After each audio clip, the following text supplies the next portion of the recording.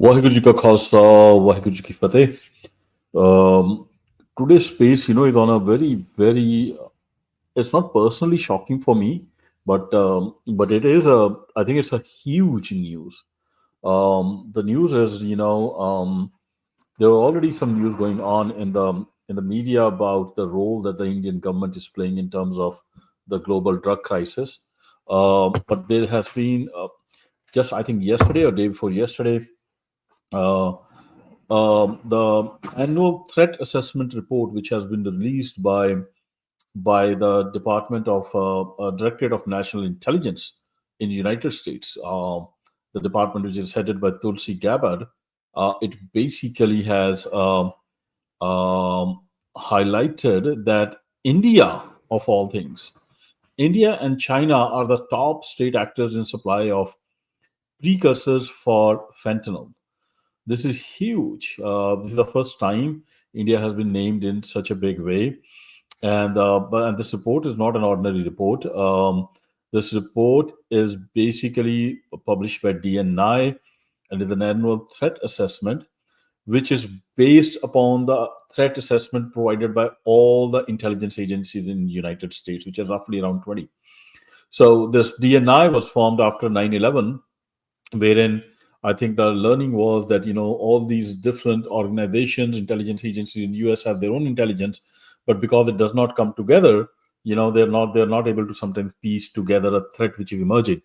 So this is like the highest level of threat assessment that you can get within United States. So basically, all the intelligence and threats, all the threats coming from different intelligence agencies are filtered, and then this final report is published. And name of India being published as the top state actor. So that's important to understand. And that report is kind of scathing on the role of the Indian state in it. And it's not just saying non-state; it is saying Indian state. This is that report that you can see, annual threat assessment of U.S. intelligence community, and multiple places you'll find India's name. I'll just read out, verbatim some of it. It says both state and non-state actors pose multiple immediate threats to the homeland and U.S. national interests. Terrorists and transnational criminal organizations are directly threatening our citizens. Cartels are largely responsible for more than 52,000 US deaths from synthetic opioids in the 12 months ending in October 24, and helped facilitate in nearly 3 million illegal migrant arrivals in 2024. So not just drugs, but also illegal migrant arrivals, and we know where the migrant arrivals are coming from. Almost 50 to 60% of the illegal arriving in US in last 3 or 4 have been from India. And I had done a separate space wherein I had shown that all those illegals are not coming on their own violation. There's basically Indian state involved in that human trafficking. But anyways, so this report says a range of cyber and intelligence actors are targeting our wealth, critical infrastructure, telecom, and media. Now, here is the clincher. It says non-state groups are often enabled both directly and indirectly by state actors such as China and India as sources of precursor and equipment for drug traffickers. And here they're talking that it is China and India where the states are involved. When they're talking about some other countries like Russia, Iran, and North Korea, even there the state is not indicted in such a big way. But here they are specific.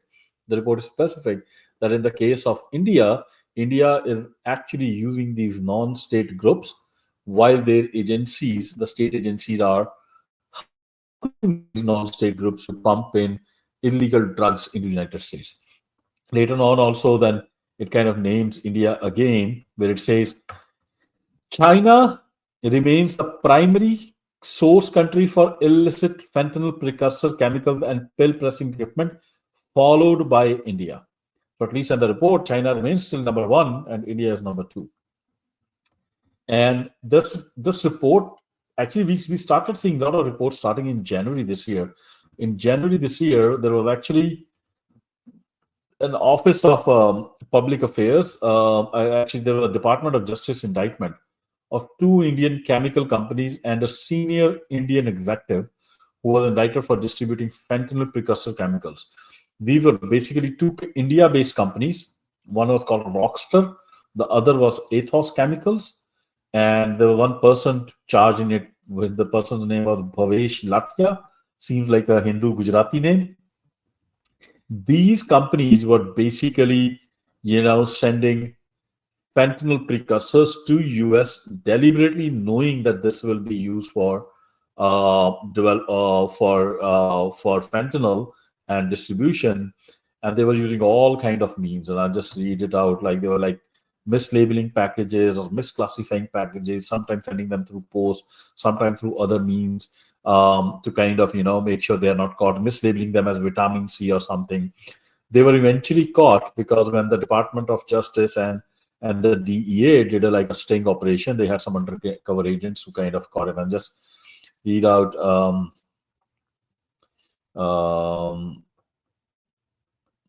as alleged in the indictments and court filings, the defendants supplied precursor chemicals to the United States and Mexico, among other places, knowing they would be used to manufacture fentanyl. They also sent their chemical products to the United States and Mexico using international mail and package carriers. The chemicals distributed by the defendants included all the material necessary to manufacture fentanyl via the most common methods or pathways. To prevent detection and interception of chemical products at the border, the defendants employed deceptive and fraudulent practices such as mislabeling packages, falsifying customs forms, and making false declarations at border crossings. This is huge. And then there were a couple of these. There were a lot of media reporting on this, and let's watch this. I think there was a BBC documentary as well. Yeah, it was called India's Opioid Kings, the BBC African Eye documentary, which highlighted. But there's this nice short video somebody made. This is a nice channel, Info Safari by Harrison Blackwell. I think it is a nice video. We can play this video where it talks a bit about how India has been doing this. Okay. Another day, another story. But sadly, it's the same country, India.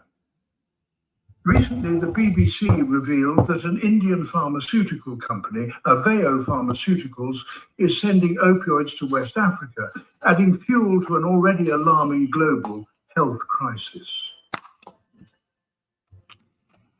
I'm Harrison Blackwell, and you're watching Info Safari. Before we dive into the details, don't forget to subscribe to the channel so you stay informed. Just last month, the United States Department of Justice made headlines when they announced criminal indictments of two Indian chemical companies, Raksuta Chemicals and Athos Chemicals, along with Bhavesh Latia, the founder and senior executive of Raksuta. The charges were related to criminal conspiracies to import and distribute fentanyl precursor chemicals to the United States. It's no surprise that India's involvement in global drug trafficking has reached unprecedented levels, putting millions of lives at risk. Then, last week, a report from Deutsche Welle came out, shedding light on India's growing role in drug smuggling operations. The report stated that India's involvement in illicit drug trade has become so widespread that it has started to endanger entire populations across the globe, particularly in regions like West Africa, Central America, and even parts of Europe. According to the report, illicit drugs originating from India, including opioids, are now fueling a drug crisis in countries that are already grappling with major public health challenges. But today, the focus is on a different story. The BBC's undercover investigation exposed how Aveo Pharmaceuticals, based in Mumbai, is further aggravating the opioid crisis in West Africa. This investigation is a prime example of how profit-driven pharmaceutical companies are contributing to the global drug trade while disregarding the devastating consequences of their actions. Aveo Pharmaceuticals manufactures and distributes a variety of drugs. But according to the BBC investigation, some of these products are making their way into the hands of dangerous street dealers in countries like Ghana, Nigeria, and Côte d'Ivoire, also known as Ivory Coast. These pills, sold under different brand names, may look like legitimate medications at first glance. However, what's hidden behind the fancy packaging is a lethal cocktail of substances: tapentadol, a potent opioid, and carisoprodol, a muscle relaxant, both of which are highly addictive. This combination of drugs is not only banned in Europe due to its extreme danger, but also has no legal medical use anywhere in the world. The BBC's undercover footage revealed just how the pills are being sold openly in the streets of these West African nations. It's shocking to think that Aveo Pharmaceuticals is knowingly supplying these dangerous pills to the region. Despite their harmful nature, these opioids are sold at an alarmingly low price, making them easily accessible to the vulnerable populations, including young people. The drugs that Aveo produces are not just dangerous, they are extremely addictive and have devastating side effects. These include severe breathing difficulties, seizures, and the risk of overdose. The tragedy of this situation is that the pills, which have the potential to destroy lives, are widely available on the streets of several West African countries. In some cases, users are consuming them in dangerously high quantities, which only exacerbates the risk of fatal consequences. The undercover footage taken inside Aveo's factory is deeply concerning. The BBC sent an operative posing as a businessman looking to distribute opioids in Nigeria. During a meeting with Vinod Sharma, a director at Aveo Pharmaceuticals, the undercover operative openly discussed plans to sell the pills to teenagers in Nigeria, claiming that they love the product. Sharma's response was disturbingly indifferent. He simply explained that by taking 2 or 3 pills, users could relax and get high. His casual attitude towards such a dangerous and illegal trade was appalling, and he even acknowledged that these products were harmful to health. Yet his focus was solely on the business aspect, revealing that to him this was nothing more than a way to make money. The fact that Aveo's director admitted to the harmful nature of the product only highlights the sheer disregard for human lives in the pursuit of profits. This is not just a case of corporate irresponsibility. This is the exploitation of the most vulnerable, leading to the destruction of entire generations of young people. Unfortunately, this is not an isolated case. The United Nations Office on Drugs and Crime, UNODC, has identified India as a significant hub for illicit drugs and chemicals. India's role in supplying precursor chemicals for fentanyl production has already caused severe problems in the United States. Now, as the BBC investigation shows, Indian pharmaceutical companies are extending their reach into Africa, further fueling a global opioid epidemic. India has become a critical source of drugs and chemicals for trafficking operations worldwide. In 2023, the National Drug Law Enforcement Agency in Nigeria seized over $100 million worth of illegal opium from India. Nigeria is now facing one of the worst drug crises in its history, with more than 4 million Nigerians currently addicted to opioids, much of which originate from Indian suppliers. Even though Nigeria has officially banned the import of Indian opioids since 2018, the black market continues to thrive, partly due to the overwhelming availability of cheap illicit drugs flooding into the country from India. The Nigerian government has been struggling to control this epidemic, and yet the situation continues to worsen. Indian officials, despite knowing about the problem, have reportedly been turning a blind eye, with allegations that some of them may even be involved in the operations. What is even more troubling is the complicity of Indian authorities in this trade. Sharma's statements about Indian officials turning a blind eye to this drug trafficking operation are a stark indication that corruption might be enabling the continuation of this horrific business. This complicity goes beyond just pharmaceutical companies like Aveo. It appears to be a much larger issue, involving networks of individuals both within India and in other parts of the world, profiting from the destruction of lives in Africa and beyond.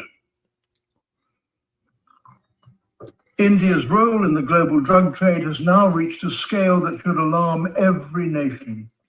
Pharmaceutical companies like Aveo that are producing and distributing dangerous drugs in countries where they are illegal are not just breaking the law, they are fueling a crisis that has already taken a devastating toll on millions of people. The opioid epidemic in West Africa is destroying families, causing mental and physical health problems, and wrecking the future of an entire generation. In the pursuit of quick profits, these companies are not just harming individuals, they are destabilizing entire regions. The consequences of these actions will be felt for generations. There needs to be more accountability, both from the Indian government and from international organizations, to address the problem of illicit drug trafficking at the source. What is happening here is not just a business, it is a global tragedy. We are witnessing the slow destruction of young people, their futures and their communities, all for the sake of greed. No amount of money can justify the toll this is taking on humanity. India needs to take responsibility for this situation, and the global community must demand action. This is a fight to protect youth, to protect the next generation from being exploited and destroyed by those who see them only as a means to make money. The time to act is now. The stakes could not be higher. Okay.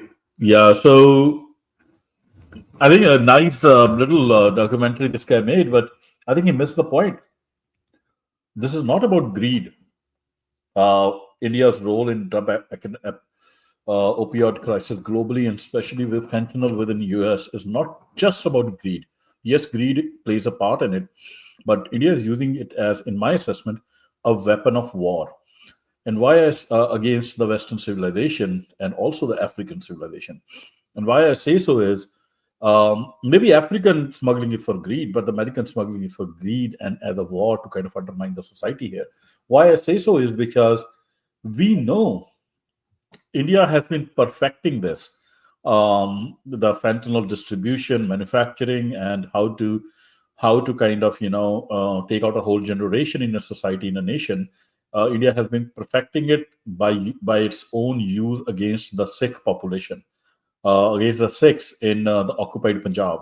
So occupied Punjab is basically the Sikh homeland, which is occupied by the Indian state, where the Sikhs basically live in like second-class citizens under the thumb and control of the Indian state.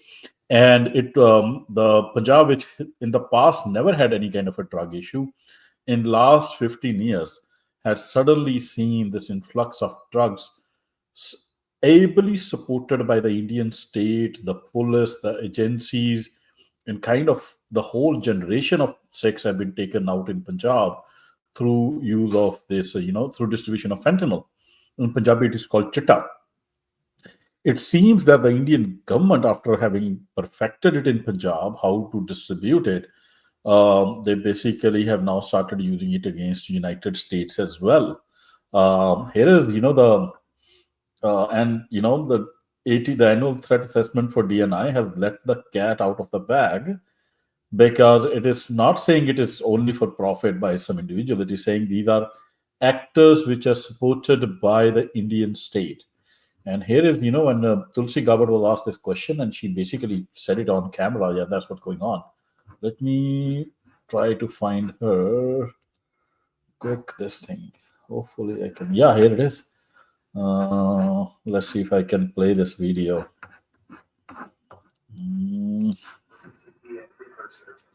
okay.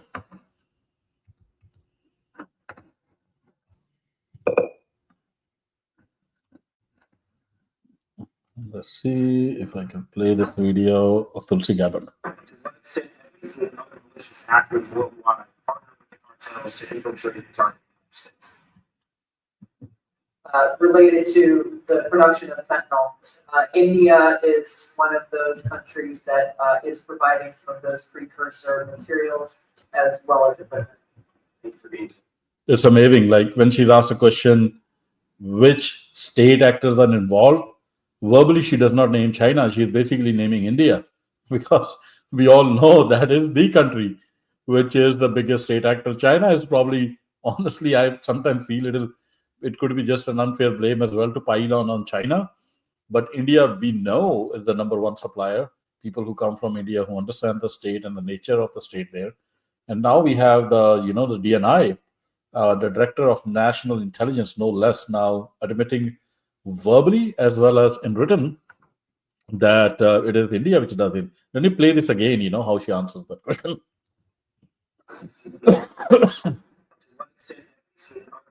Actors worldwide partner with the cartels to infiltrate the target United States. Related to the production of fentanyl. India is one of those countries that is providing some of those precursor materials as well as equipment. And the report, as points out, India is partnering with these cartels, these huge cartels, who operate out of Mexico. Some are totally US based as well.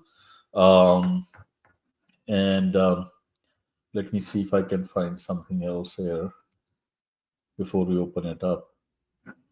Yeah, this is the BBC documentary, which we'll not play it right now, but in case in between, we'll play it if we have time. Yeah, Freedom, Negan, what are your guys' thoughts?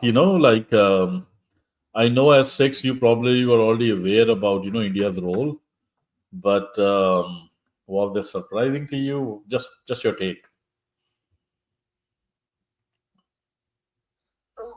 I'm not surprised. I know Indian government is helping with the drug trade in India, and that's what I'm hearing since my childhood. And that's just in India, Punjab. But really surprising is that they're also doing the same thing, and they have also followed 6 to Western countries. Yeah, I'm also surprised at their audacity, right? Seems like they think they can get away with it. Yeah.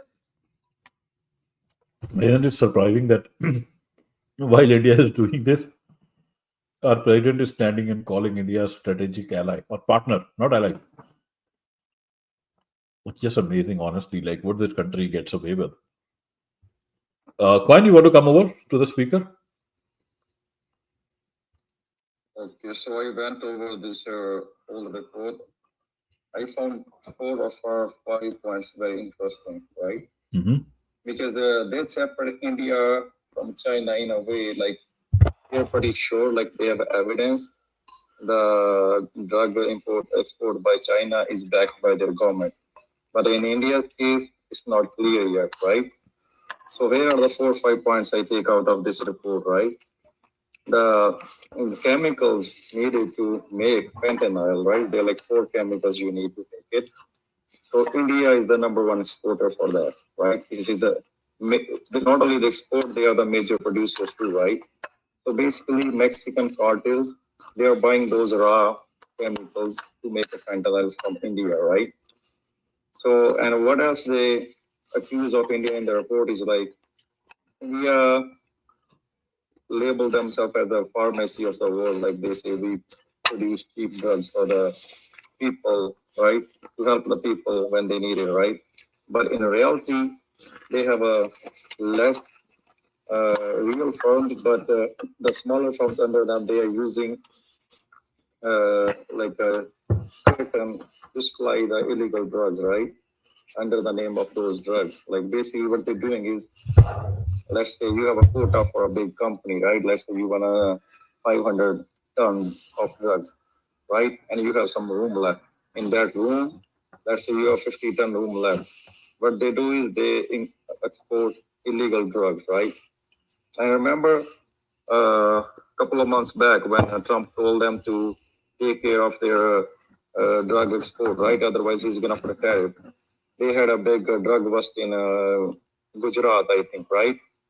So they don't do it on a regular basis, just when they have a pressure, right?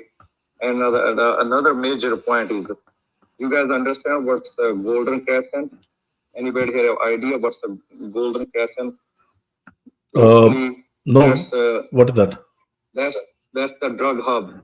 It includes Iran, Afghanistan, and Pakistan. So, Afghanistan is the biggest producer of opium, right? And from opium, they make it heroin and then make morphine. And they trade, since they share all these countries, they share the border, right? So through Iran, they export all these drugs to Europe and other Turkey or other countries. India is not directly linked, but India shares their border. So from Punjab and from Gujarat, all the drugs from this golden crescent, they come to India. And they USA doesn't say like their government is involved, but they say due to the corruption and the involvement of the corrupt politician, the drug is no. But Freedom, I'll just interrupt you.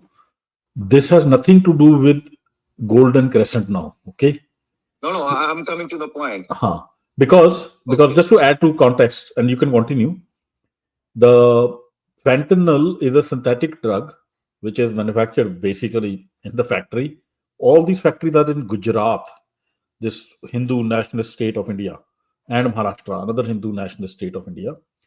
And it's 50 times more deadly than heroin, and I think 100 times more deadly than morphine and other kind of opiates. So it's basically fatal, and that's why it is so deadly. Punjab has been destroyed by the Indian state by use of it. But yeah, continue. I just wanted to kind of delegate from normal like the drugs that are way less in lethality. Fentanyl is a different category. Yeah, friend. I'm including like how they are seeing India as a biggest drug crisis for the whole globe or the world, right? So basically, because all the golden crescent of Iran, Afghanistan, Pakistan, they don't have that infrastructure. So basically, they bring everything through Punjab and Gujarat, right, to India, and from Gujarat and they say in Telangana, but Tamil Nadu ports, they supply to all over the world, right? Yeah, you were right. The major producing, the factories for producing fentanyl is there in Gujarat and Himachal, right? So but Freedom, that the naturally produced drug is nowhere as deadly as fentanyl. 2 reasons. One is that when you come to fentanyl, you can produce as much as you want. You're not restricted by agriculture and crop pattern or whatever. Another is it is 100 times more deadly. So the natural drug trade or all this has been happening for centuries. That's not a problem. The problem is the fentanyl and the synthetic drugs, and the synthetic drugs is where India is the undisputed world champion, and India is the source. And it is not just due to corruption in India that those drugs are going around. It is basically the Indian state. To your point, you said initially you said that the report does not say that the state actors are involved for India. No, the report actually says that it is not the non-state actors. It is they're not saying directly involved. no, they're directly. They're saying They're directly. saying it. No, they're saying directly. I'm telling you, I'm reading it. If you are watching the live stream, this is, and they write it right in the forward, okay? In the forward, the second paragraph, and I read it here, okay? Non state groups are often enabled both directly and indirectly by state actors such as China and India as sources of precursors and equipment for drug traffickers. You want me to read it again? Non state groups are often enabled both directly and indirectly by state actors such as China and India as sources of precursors and equipment for drug traffickers. Basically, all these factories which are supplying this fentanyl, they are being directly and indirectly enabled by the state, Indian state. That's what it is saying. Yeah, but for China, they're saying they're directly involved. There's no end. No, for India as well. It is saying for India and well, in both India and China, directly as well as indirectly. In some cases, they are directly assisting. In some cases, they are indirectly assisting. They have a middleman in between them. Okay, so basically, what that means is that the Director of National Intelligence have intelligence of Indian agents like employees and officials directly working with these non-state actors. And that is what we know. That is what that's exactly what Canada has been saying. This is exactly what the RCMP commissioner in Ottawa, when he came out and made the press conference, he alleged that we have evidence that the Indian consulates are directly engaging with drug cartels, mafias, to bring in drugs, to conduct violent acts, to run death squads.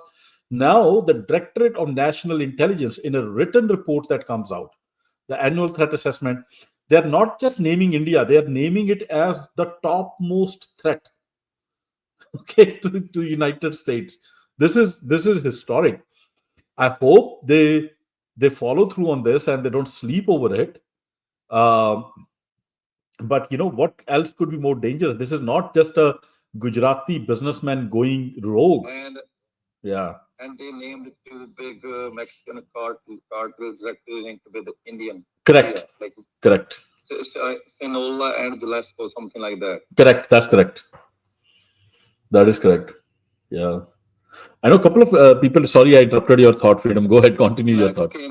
Max came up, then he went down. Max, please come again. Yeah, we need more speakers. Guys, come on. This is a super important topic. And sorry, Freedom, I interrupted your thought. You can continue. You were trying to finish. It's gone now. If I remember, that was okay. What I was saying is, basically, they are bringing all these drugs, and in the report, they use this money for their political gain and to corrupt the system, to use this drug money in their favor. Basically, they are doing this in Punjab, and they say Punjab is the worst case of this drug crisis. Yeah, no, they are using it as a weapon of war, not only against Sikhs in Punjab, but now also against the United States, the West, and Africans as well. And typical the Indian state behavior is to blame the victim, right? You just basically they blame, okay, the Sikhs are doing drug smuggling, but the reality, we know, people who have come from Punjab, we know all the drug in Punjab is being supplied by Punjab police under direct orders from the central agencies of India. And all the synthetic drug, all of it comes from Gujarat, Maharashtra, the factories there. And now those same factories which were just sending it to Punjab and kind of neutralizing the Sikhs, now they have figured out, hey, we can use it against America as well. And luckily for America, it seems at least the Director of National Intelligence is working. They have figured it out and they are stating it here, and And I'll read it again. It says non-state groups are often enabled, both directly and indirectly, by state actors such as China and India as sources of precursors and equipment for drug traffickers. And basically, India is waging a war against America using drugs, and the Indian state is doing it. And so that's why I feel like all this talk about this Indo-Pacific strategy, India is an ally, India is a strategic partner, India will be the bulwark against China. This is all bullshit, India and China together destroying America. I found the wording what they use. So they say enforcement is inconsistent and corruption allegations persist, especially in states like Punjab, where drug abuse is rampant. Some allege that drug money could fund political or covert activities, but this remains without hard proof. No, but which report are you reading? It's same report. No, which? It's through the news, the one with the ATA. No. So read. I am displaying it directly on my screen. Watch my live stream. Go to the ATA. I'll send a link here. On the page number forward, basically, this is the fourth page. Okay, forward itself. They are saying basically, it is the state actors, and I don't know Punjab is anywhere mentioned in this. In the ATA report, Punjab is nowhere mentioned. I don't know which report you are. You probably are looking at US CIRF report, or if some media report which might be misquoting. Punjab is not even mentioned anywhere. Yeah, anyway, they're connected. Go ahead. You continue, or maybe another speakers. Yeah.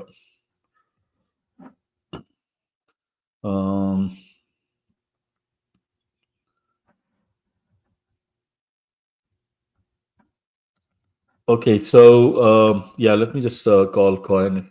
Max, you just dropped off, man. Come back.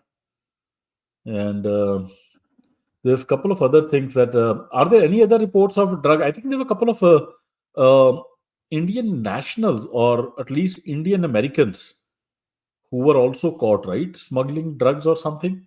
Apart from this one Department of Justice, I think there were more.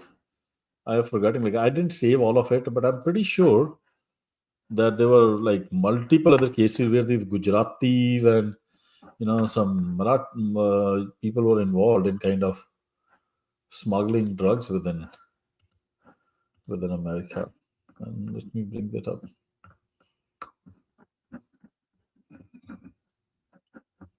Should we play this video a bit, the BBC a bit? Let's see what they are talking about. Freedom, would you guys like to watch it? It's on the live stream. Okay, yeah, go ahead. Anna, should I play it? Okay. It might give us some more data points. And in case if we want to stop, people can take a mic and come and we'll go to question answers. Else I'll play this. The people of West Africa are fighting an opioid crisis. A task force is here to arrest one of the drug dealers. Thousands of lives ruined by powerful and illegal pills packaged as medicines but sold on the streets.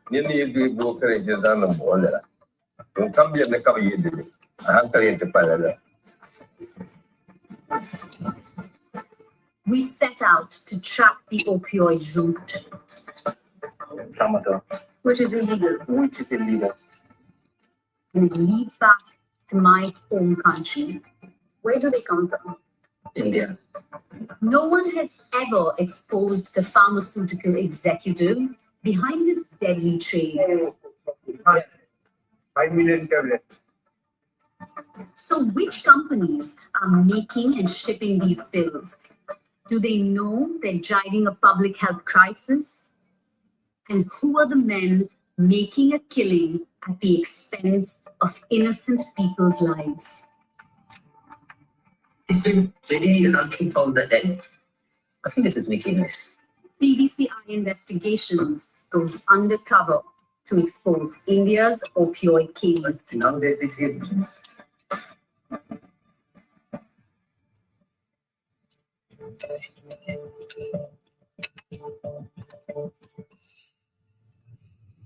My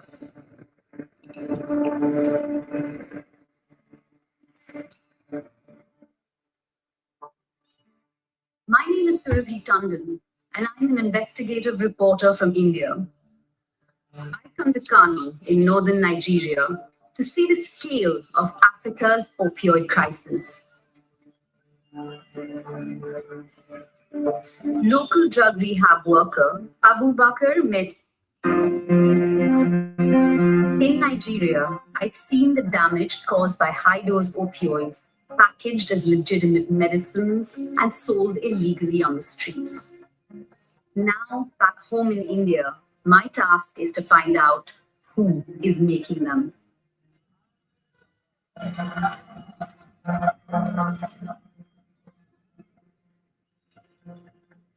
India's flourishing pharmaceutical industry is a good place to start. I'm heading to a trade fair where Indian pharma companies market their products to customers from all over the world.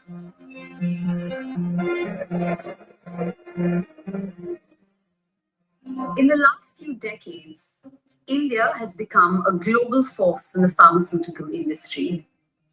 Indian pharma companies often produce cheap, generic versions of medicines that have fallen out of patent. These medicines have saved millions of lives and earned India the nickname, the pharmacy of the world. Generic India number one. To lead the world, we are really having a lot of entrepreneurs. They are looking to expand their businesses in pharma. And there are a lot of big players, they are working in this industries. That's why we can serve the world. There is a large African delegation here. Africa is a crucial market for Indian pharmaceutical companies. Yeah, serving the world they are by serving all kind of synthetic drugs. Amazing. I'm going to stop it. It's too lengthy. We can watch it if you want. Anybody else wants to come on and talk a bit more, or they have anything to add that we are not aware about this stuff that's going on with India and drugs?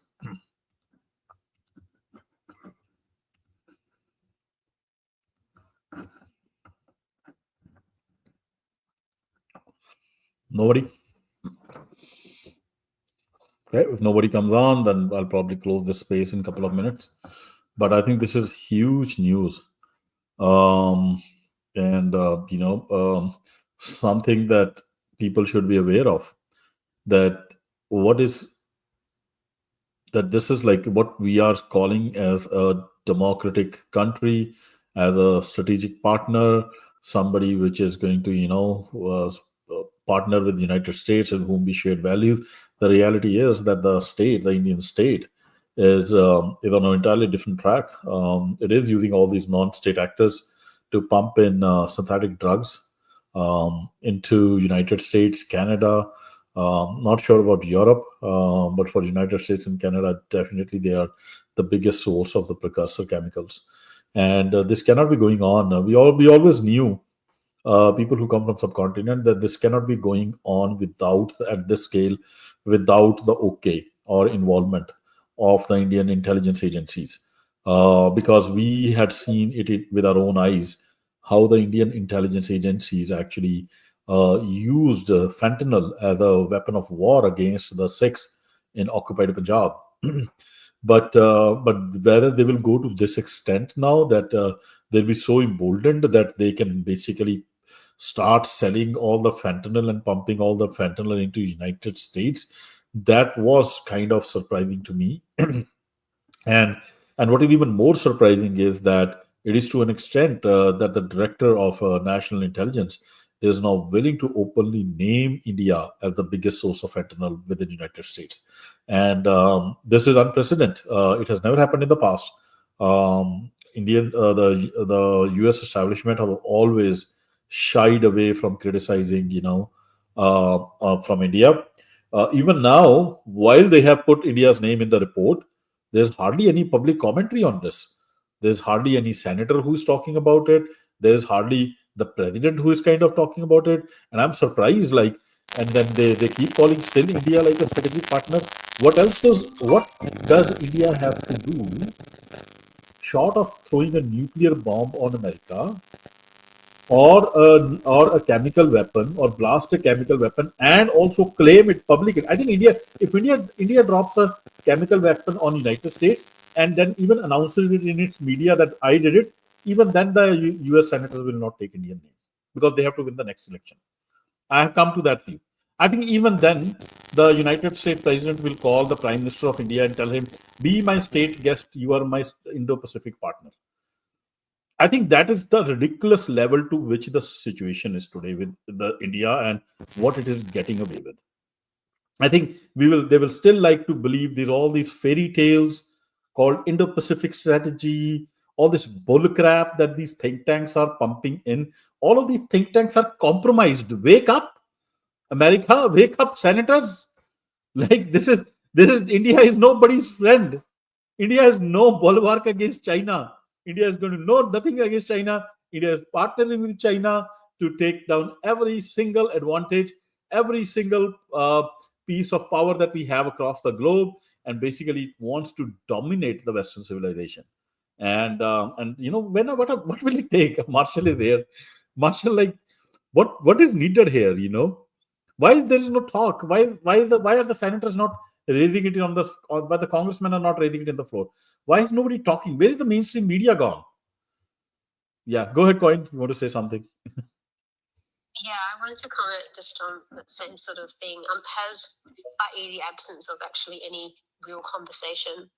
I know drugs was a pretty pivotal point for Trump in terms of talking about waging a war on drugs, and this is a really significant revelation. We'll talk about Mexico, but if the major hub is India, then yeah, real lack of absence. But in terms of that documentary and also obviously what Tulsi Gabbard said, has there been any commentary from the Indian government? Oh, Indian government is smart. I think they might just issue like a press release if somebody asks them that question. No, they didn't. I think on this, there's no commentary. Indian government will go quiet. They will do radio silence. They know no politician in the United States, especially all these Indian Americans now, Kash Patel and Vivek Ramaswamy's, they will never name India. They will never come after them. They have so much power and influence with the United States that they can curtail any public criticism of India. So it's very sad. But here is the intelligence agencies putting it out, and I think this report also got published because the intelligence agencies are just having too much evidence to ignore. So they are now putting it out in a paper like this is what we see, but the politicians are not doing their job. You will still have these. Now Tulsi Gabbard will go to India and she will have a closed door conversation. Okay, and then they will say, "Oh, we spoke to them, but we spoke to them behind closed door." Why behind closed door? You can go and publicly fight with, Trudeau. You can go and publicly fight with the Prime Minister of UK. You can go and publicly, embarrass the Ukrainian leader who is fighting a war. You can go and call anybody anything. But when it comes to India, you can't make a single whisper publicly. Why? I wonder why. Like, what is this? Like, India is the holy cow? Yeah, India wants its young people to be imported with a H-1B, but at the same time, like from America, but at the same time, it is supplying a massive. I wasn't aware that Jitta was fentanyl, and I think that in Punjab they need to start calling it fentanyl. Right, because Jitta could be anything. Because I actually thought it was like a white powder or something. I had no idea. But if it's fentanyl, then that is extremely grave. Because I think then the studies there needs to be research when fentanyl, because there's sort of been a progress of it getting stronger as well. How long has fentanyl been flooded? Because obviously these things still require the right chemicals. No, Coin. Sorry to interrupt. Sorry to interrupt you. That is not what requires investigation. You know what really requires investigation is that why is when India is running death squads on our soil, India is the biggest source of fentanyl. Why is Biden treating Prime Minister Modi to state guest honor? Why is President Trump taking out the chair for Modi and putting underneath saying Modi is my dear friend? Modi, the fellow democratic country, like that is, and why is there nobody in the media talking about, like, if this was like, they can criticize any country, ridicule any country. China is always kind of demonized, like, and China is the most powerful country after the United States. That can be demonized, that can be talked about. Russia can be talked about, but not India. Nobody can utter their mouth.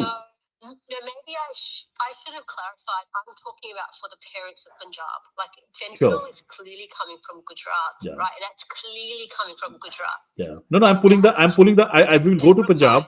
I'm trying to pull the conversation towards this because we will miss this point. What I really want to pick your brain coin is, tell me, why is no senator talking about this publicly? Why is Trump not going on and saying, oh, India is our enemy, India is our enemy number one supplying drug, and they have to shut it down, or I'm going to give them something? Why can't he even utter a whisper? Trump got elected on immigration, and today he can't utter a single word on H1B. He's waiting for Ellen to capture the Indian market. That's the only thing I can think about right now. Yeah, that's what you think, but yeah, I think situation is more dangerous than that. I think situation is more dangerous than that. Yeah. Dangerous, yeah. If someone is killing your citizens, it's almost over 50,000. That's a big issue. That's more than a Afghan war. Yeah, but yes, but why cannot anybody speak? Not a single guy, not a single senator. Yeah, the whole media is even silent. Nobody's asking questions. It's a big thing. Your 50,000 citizens are killed, and everybody's just shut down. Nobody's asking anything, nothing. Marshall, why India can't be criticized? You guys never like my answer on this. Good. He starts to yell at me. Not really yell, but what I think, and again, this is just personal experience. I'm not dismissing it, right? And I've said this before. This is all new to me, right? This idea of India, the terrorist state. It's like, and I don't know if this is a white thing, a spoiled white North American thing, but we get our ideas, and the narratives get programmed into our heads, and not deliberately, right? And then they're reinforced by our television and our media. So to us, right, foreign drug supply comes from Mexico. Yeah. Right? This has been, and if we can get past it, it doesn't come from Mexico, it comes from Colombia, right? That's what we've been told. That's what I've been told since I was 8 years old, growing up in the 80s. And then you have another narrative running alongside that. And this one is maybe the more complex one, okay? Because we cannot, even I right now, right? Like if it came down to it, Harjeet, and you and I were like, I'm going with Harjeet, and we're going to liberate India, and we're going to balkanize it on our own with the blessing of Jesus and gurus, right? However that works. Okay, and we're going to get it done, even though it's the two of us. We would get to India, and we would be ready to go. You would be confident in me after training me. We would get there, and Indians would act funny how they do, and act in the fake nice way that they do, and you would have to remind me that these guys are hardcore drug dealing terrorists. Yeah. And okay, I'm with you, Harjeet. And even then, if they started like put on colorful clothes and dance about, right? I'd be like, I don't think they're. And you'd be like, Marshall, these are our enemies. We got to get them, right? Because we forget we're not in a culture where we have seen India and Hindutva. We don't even know what that is, right? As the enemy. To us, the enemies are, if we're thinking in those terms, we're scared of Muslims from hardcore Muslim countries. That's who we're scared of. We're scared of Mexicans, and we're scared of Colombians. And then it's like at best, okay, at best, India is like kind of like this silly land that produces people who are good at tech, and they worship cows, and they don't hurt cows. And we don't even realize that if you hurt cows in India, like you get murdered. Okay, we just think nobody hurts anybody in India because they're gentle to cows. I've said this many times, right? We actually think that as spoiled white people who are not raised in a culture that knows better. So honestly, Harjeet, I think a lot of it is having a hard when we get programmed like this. And again, I don't know if it's all people or just white people. When we're programmed something at a subconscious level, it takes a period of awakening for us to wake up. And I think that's what's going on, and why even at the Senate level, even at the presidential level, there's kind of like this, what? Don't we have bigger fish to fry than India? What are you talking about, India? Right? And that's just two layers of the whole thing. Honestly, that is, and I think some people are, distracted by the money for sure, no doubt. But I think even that, at the heart of that is just this basic infantile understanding of what India, with the present government, with its Hindutva agenda, what it represents. We cannot get our heads around it. We can't get our subconscious.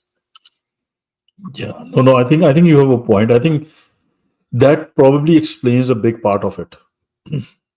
This total non-understanding of the threat and how sophisticated this threat is in disguising its intention and its real harm for you. It's almost like a virus. Okay, and their warfare is such that you will never kind of be able to figure it out, because this happened with us Sikhs. We never saw Hindus as a threat. It was once we now we realize what's going on. Even right now, there'll be good amount of Sikhs will say no, this thing might not, this not possible. But so that's one aspect. The other, which I still do that, Harji. Like when I'm about to write an article based on evidence, right? Yeah. Backed up by you guys, backed up by what's in the news, backed up by what's in Indian news. Sometimes I have to stop hearing that article because I get confused, and I'm like, why am I writing about India and the Hindutva like this? I don't understand, and I have to go and double check every source twice. And I'm like, no, this is right. This conclusion that I've come to, like, I literally have to remind myself of that. Yeah. And I'm writing facts on the paper, and I know it, but it still seems weird to me that this is the country that I'm talking about this way. You know what I mean? Yeah, and that's what makes it very dangerous, Marshall. Sorry, Freedom, you were trying to say something. Go ahead. Yeah, Marshall, don't you think the main problem is who's controlling the media? Because I often see in the news, Western media is mostly controlled by Russia, and now China's name coming up too, especially in Canada. I think that's part of it, right? We lost the idea of an independent media a long time ago when internet, took away advertising and stuff. The money's just not there in media for it to be independent anymore, and that's just the hard truth about that. So even there, you're talking. We don't realize how clever India is, that they could totally glove even China, even Russia, so that it looks like Russia's behind it, or it looks like China's behind it, but it's actually the really Indians that are behind it. Even when Trump was pressing Canada for fentanyl supply, none of the Canadian politicians or Liberal Party guys, they named China. But everybody knew, even the kids, they knew about the labs in BC, British Columbia, the fentanyl labs. Nobody said anything from the Canadian side. Why do you think so? Well, there's a lot of money being made by the government in drugs in Canada, I think, and maybe not in partnership, but the amount of money that they can confiscate once they decide to crack down on a drug ring, if it gets big, there's property involved, there's equipment involved, there's the drugs involved, there's cash, there's weapons. All this stuff can be confiscated. It all becomes property of the state, right? So really, especially in a bad economy, confiscating a massive drug ring that's been allowed to grow can result in a lot of resources for nothing. So that might be part of it. And I wanted to, Marshall, to your point. I know, Coin, you want to add something? We'll just come to Marshall. Not sure if you have seen this video, but can you watch my live stream as well? I just want to play this video a bit, just for everybody to understand. This is a very nice clip. This is an ex-RNAW officer who talks about. Did you put it up top to link to, Harjeet? I have not. I can put it up right now. Yeah, that always seems to work better for me. Otherwise, I screw it all up. Okay, let me pull it up. Okay. How do I put it on the top? I have to go to the space and maybe respond to the space first. And then I have to go and put it on the top. Just give me 1 sec.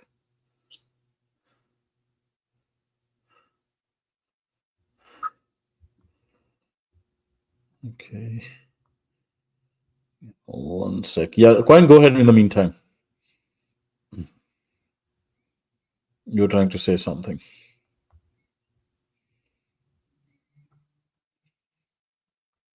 Okay, I have put it on the top, but I'm going to live stream this, and it has subtitles, but they're not very well done. I made these subtitles when I was in my infamy, like was a novice YouTuber, and but it's like I say every if like rather than wasting time on reading those bullcrap that comes out of all these think tanks, they should listen to this guy what he's saying. He's literally laying out how the Indian strategic establishment looks at America, what their intentions are to America, and why they are so confident that they'll be able to take down America. Okay. And let me just rewind this, and you might have to either watch the live stream, Marshall, or watch it on your own, and we'll come back once you watched it. अगर वो सब backup हो गया, मतलब पिछले 25 साल से उन्होंने जो कुछ सब किया वो सब वेस्ट हो गया, तो यहाँ से बैकअप का ऑप्शन अमेरिका के पास है नहीं। वो इस डेडली कॉन्फ्लिक्ट में आ चुका है। एक तरफ चाइना है, एक तरफ रशिया है, एक तरफ ये हारा हुआ अलायंस है, और हिंदुस्तान बिल्कुल। Fortunately or unfortunately, we are right in the middle of that global geostrategic battle between these two sides. Now, what does it mean? The global new world order है, इसका निर्धारण भारत ही करेगा। ये दोनों साइड को पता है। सबसे ज्यादा संभावना इस बात की है कि अगले 20 साल में भारत ये कर देगा, और बिना इनकी या उनकी सहायता के अपनी खुद की ताकत पे, अपने खुद की हिम्मत पे और अपने खुद की जनता के विश्वास पे, क्योंकि भारत के आइडिया पे जनता को अभी भी पूरी तरह विश्वास है। ये अमेरिका की तरह का आइडिया नहीं है सोसाइटी को बनाने का। एक अमेरिकन ड्रीम टाइप एक इनोवेशन था। पैसा कमा लो, पैसा कमा के गाड़ी ले लो, गाड़ी लेके मकान बना लो, मकान लेने के बाद अपने न्यूक्लियर फैमिली में रहो, अपने ऑफिस जाओ, वापस आओ, और आपकी जिंदगी बन चुकी है, आप हमेशा सुखी रहोगे इससे। वो 70 के दशक में बनाया गया, 60 के दशक में बनाया गया मिथक था, 80-90 आते आते खत्म हो गया। अब वो मिथक पूरी तरह से टूट चुका है। American dream is dissolved. किसी को उसमें विश्वास नहीं है। जो बच्चे लोन लेके 3 शिफ्ट काम करके अपने स्टूडेंट लोन को चुका रहे हैं, उनसे आप अगर ये विश्वास कराएं कि अमेरिका में विश्वास रखें, तो वो नहीं कर पाएंगे। वो डिसइल्यूजन हो चुके हैं। अमेरिका की एक बहुत बड़ी जनरेशन है जो डिसइल्यूजन है अमेरिका के आइडिया से। लेकिन वहां पे कैपिटलिस्ट है, वहां पे ऐसे लोग हैं जिनके पास बहुत संपत्ति है, एलन मस्क और इनके दोस्त। उन लोगों को चाहिए कि वो व्यवस्था बरकरार रहे। अब वो उस व्यवस्था को कैसे बरकरार रहेगी, क्योंकि उनके भयंकर स्टेक्स इन्वॉल्व है। जितने बिलियनियर्स हैं, उन सब बिलियनियर्स के स्टेक इन्वॉल्व है that America as an institution survive. और वो कैसे करेंगे उसको, ये सवाल है बहुत महत्वपूर्ण।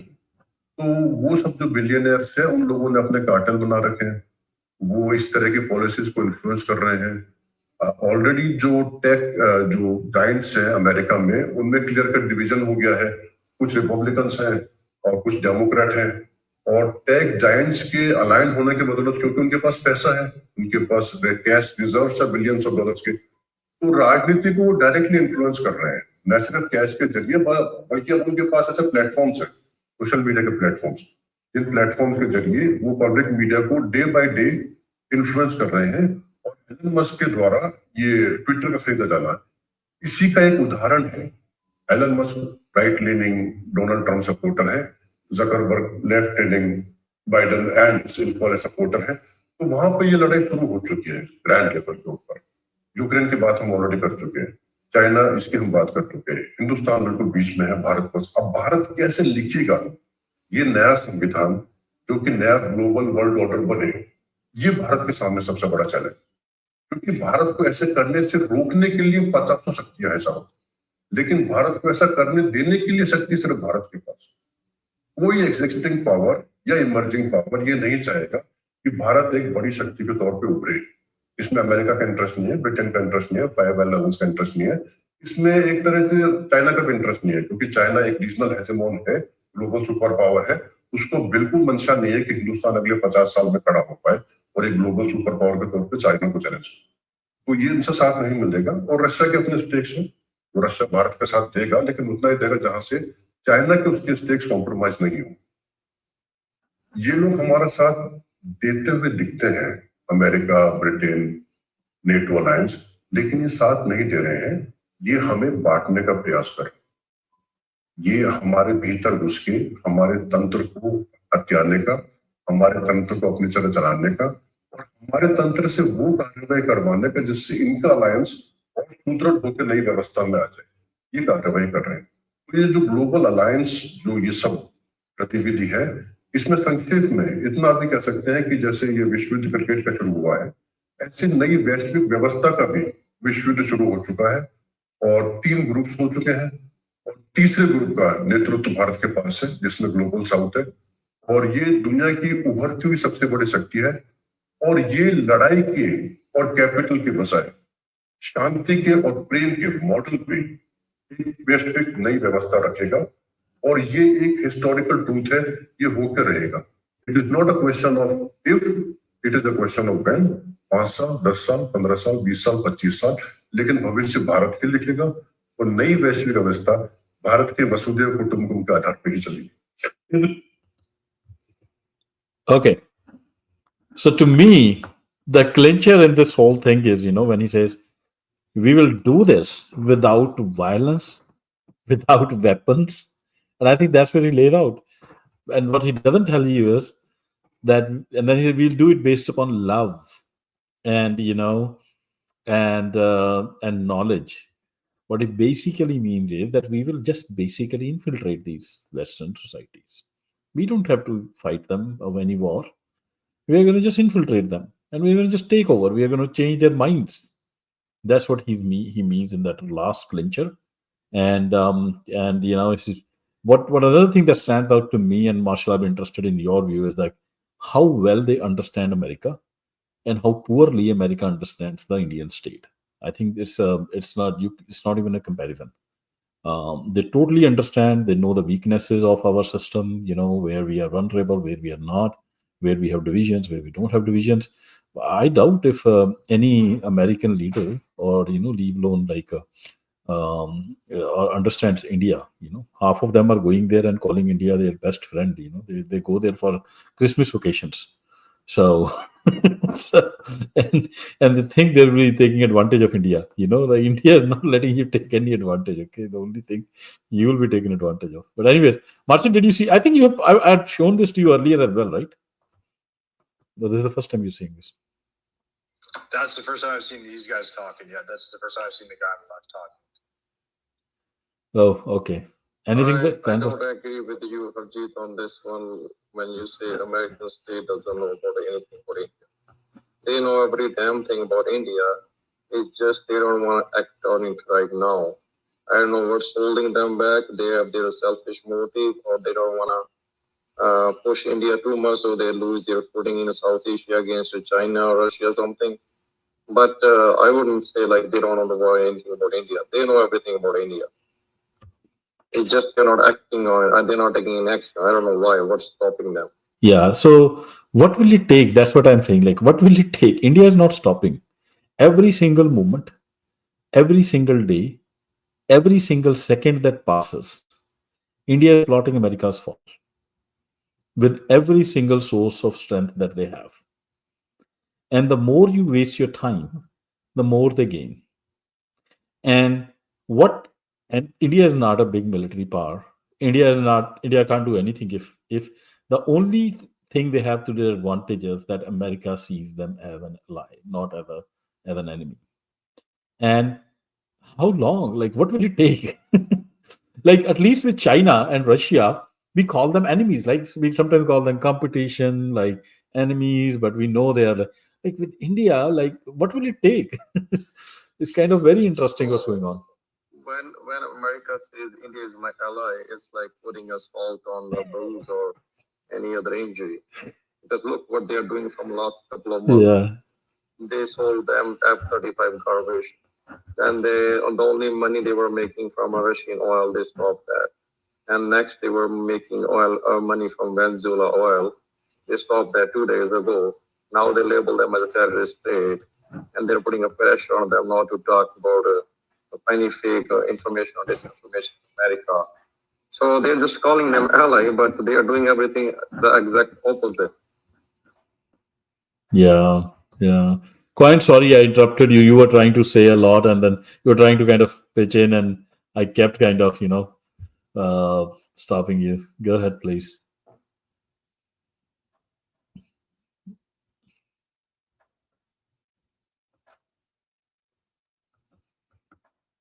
Yep. Coin, do you want to add anything? Else will. Coin has gone quiet now. I kind of didn't let her speak initially, but yeah. But yeah, Marshall, you've given me an important point that this could just be that India probably or there could be another reality, Marshall, like and I call it like 1% probability. Maybe India is not that big a threat, but I don't see any evidence. All I see, like uh, when I see these kind of acts by the Indian state, I know the mind of the diaspora and how much hate it is there. I know the track record, and like I don't see in any which way. Like, and there's another thing I have seen, Marshall. Have you? Not sure how much you interact with Chinese, but and my sample size is not that big. I met a couple of Russians in my life, and I've met a couple of Chinese. And when they became too close to me, sometimes they open up their heart. And every time when a Chinese has opened up his heart, what I see in them is an admiration for America.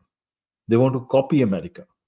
They wish that their society had those freedoms like America has. Pretty much like like Sikhs have. We come here, we totally admire. And when we talk about Punjab, we always talk like, why can't we have these freedoms there with and but whenever I have opened up the heart of an Indian, I have only seen hate for West, hate, like utter hate. And without any exception, maybe the only exception I see is when you see South Indians, lower caste South Indians, and maybe northeast of India. Is that your observation? Like, does that not count? I think that should count in the scheme of national security people, right? They should be understanding and studying these trends, no? Yeah, well, it's confusing, right? Again, there's so many people, but I would say that's been 100% my experience with Chinese people I know, right? That they like what we've got. They don't really want to disrupt it. They want to be a part of it. Once they feel accepted. But I actually don't have that much experience with Hindu Indians, right? I didn't even know this. All my experiences was Sikhs, even though I didn't realize. I knew there was a difference, but I didn't understand the difference. But my experience with, I would say, I know, again, it's not like a real, you have my back in battle kind of thing relationship, but I have a fairly lengthy knowledge of a couple, actually, I'd say, 5 or 6 Hindus, right? Which actually probably for Kamloops, where I am, in the middle of British Columbia and Canada, that's not a bad experience to have. But I would say that no Indian I know, I would say I've ever detected a hint of a hatred for the West. And I'm not saying you're wrong in what you've experienced. No, sure. But I have experienced, what I have experienced is a difference in degree of bafflement of coming out of the Hindutva culture into the West. And it is Indians from southern India, and again, I didn't even really realize this till a couple months ago. The Indians I know from southern India, because it's less kind of politically divided and they're more laid back.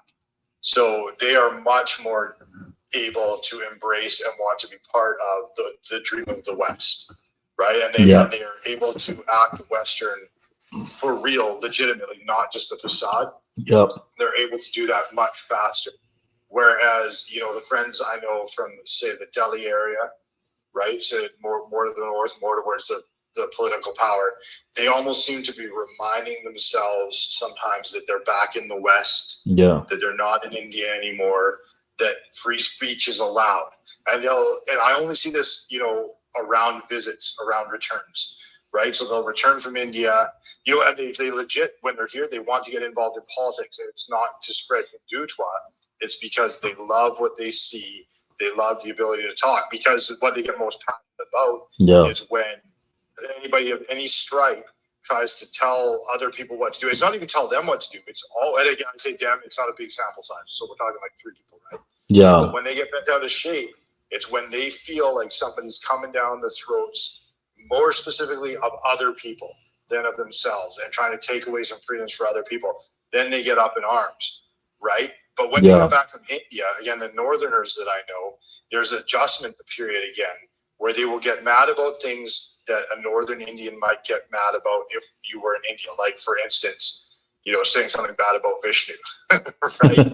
And it's like, it's like, and they'll kind of come at me, but then over the course of the conversation, you can see them readjusting and being like, hey, wait, I'm being unreasonable.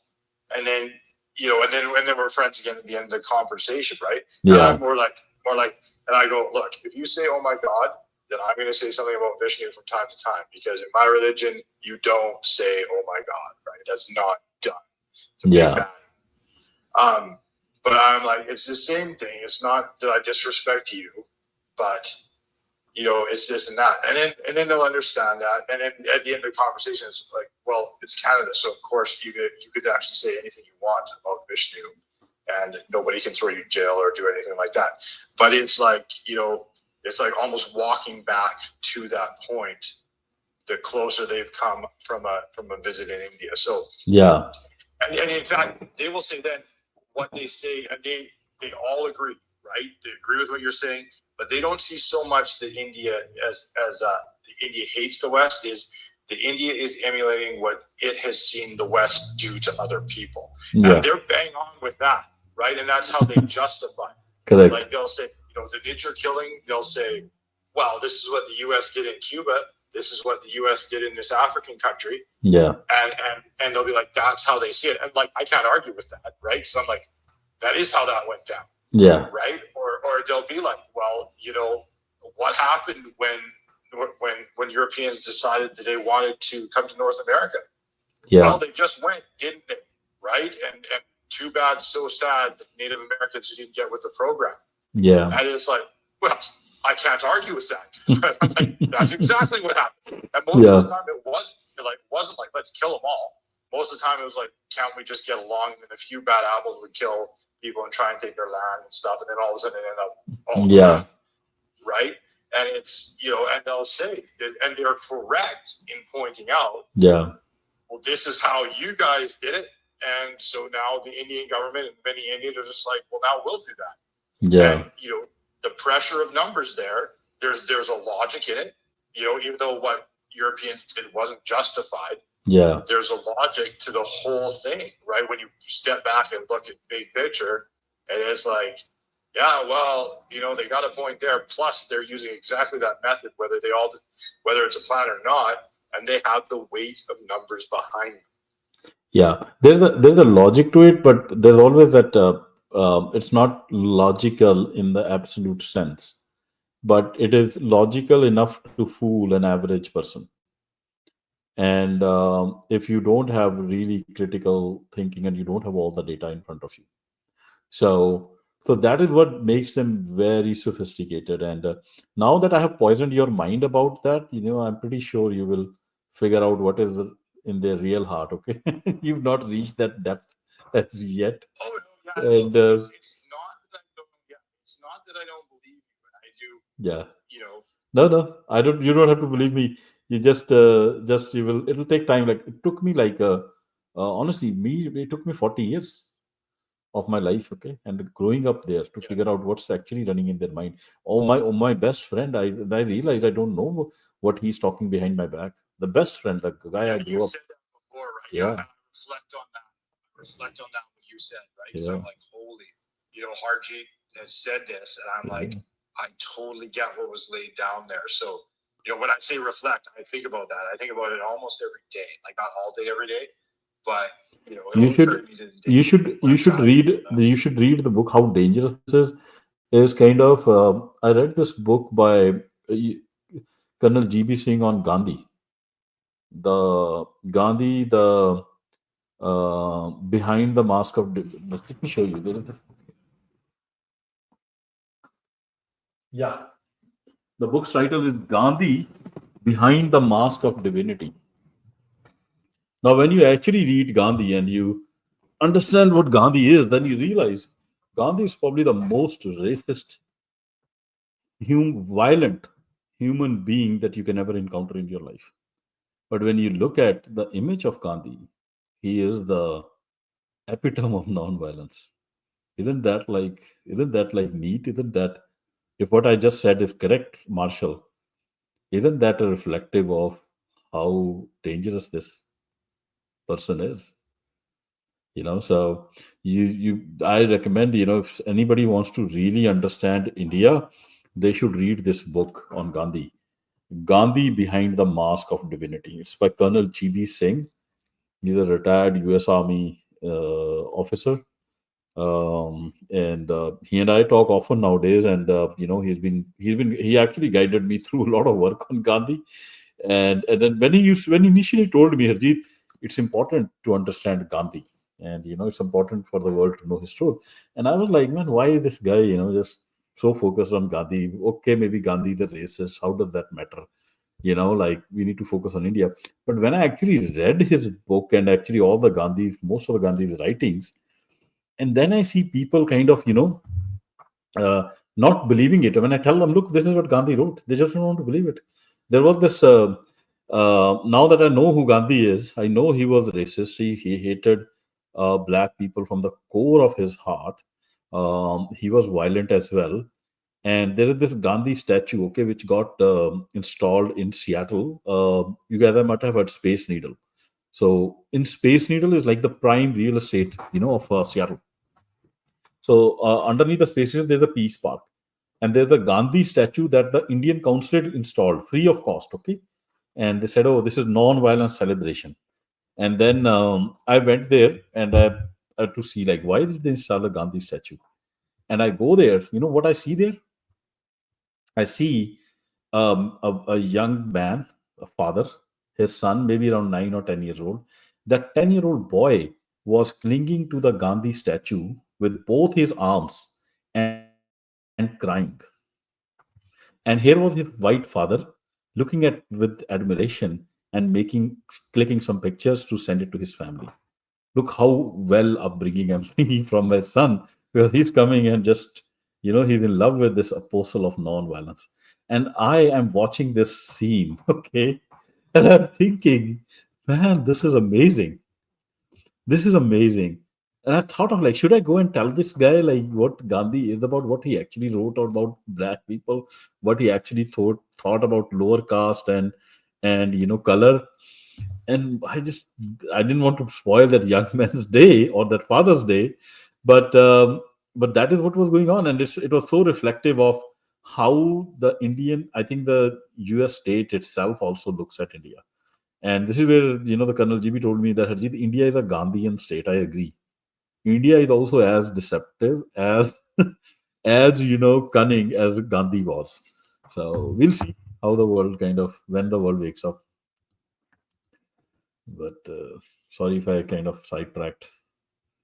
But Marshall, did you read this report? Let me read it out for you. This is the ATA report, and they basically do write here that these India and China are using non-state actors. The state is helping the non-state to kind of smuggle drugs into US. Like, if this, like, how big is this? I don't know what you think. How big is this report? Like, do these people even read it, or it's more like we are just overreacting? I haven't read it. I've just heard synopsis. So again, but people don't read a lot of the information that they're saying they read, right? They don't understand what they're saying. They understand this. And this came up, not related to India, but I mean, I was talking to the mayor the other day, and he's telling me all this stuff that the media has printed that they never did any of their background research on. This is our media, right? So again, I think there's a lot of, they listen to somebody else's synopsis, but they don't read it enough to really let it sink in. So I think maybe that is part of it. I think you were kind of getting at that, right? Where it's like, well, the information's out there, but that doesn't mean people are really reading it. And even if they say they have, what is it, like 50 to 70% that they probably have not? Yeah, that's correct. That's correct. But this is like this report by the Director of National Intelligence. It is I think the penultimate body, right? It's what I'm told to understand is that this is where all the 20 agencies give their intelligence and they filter it out. The Tulsi's job is to just filter out and figure out the top threats.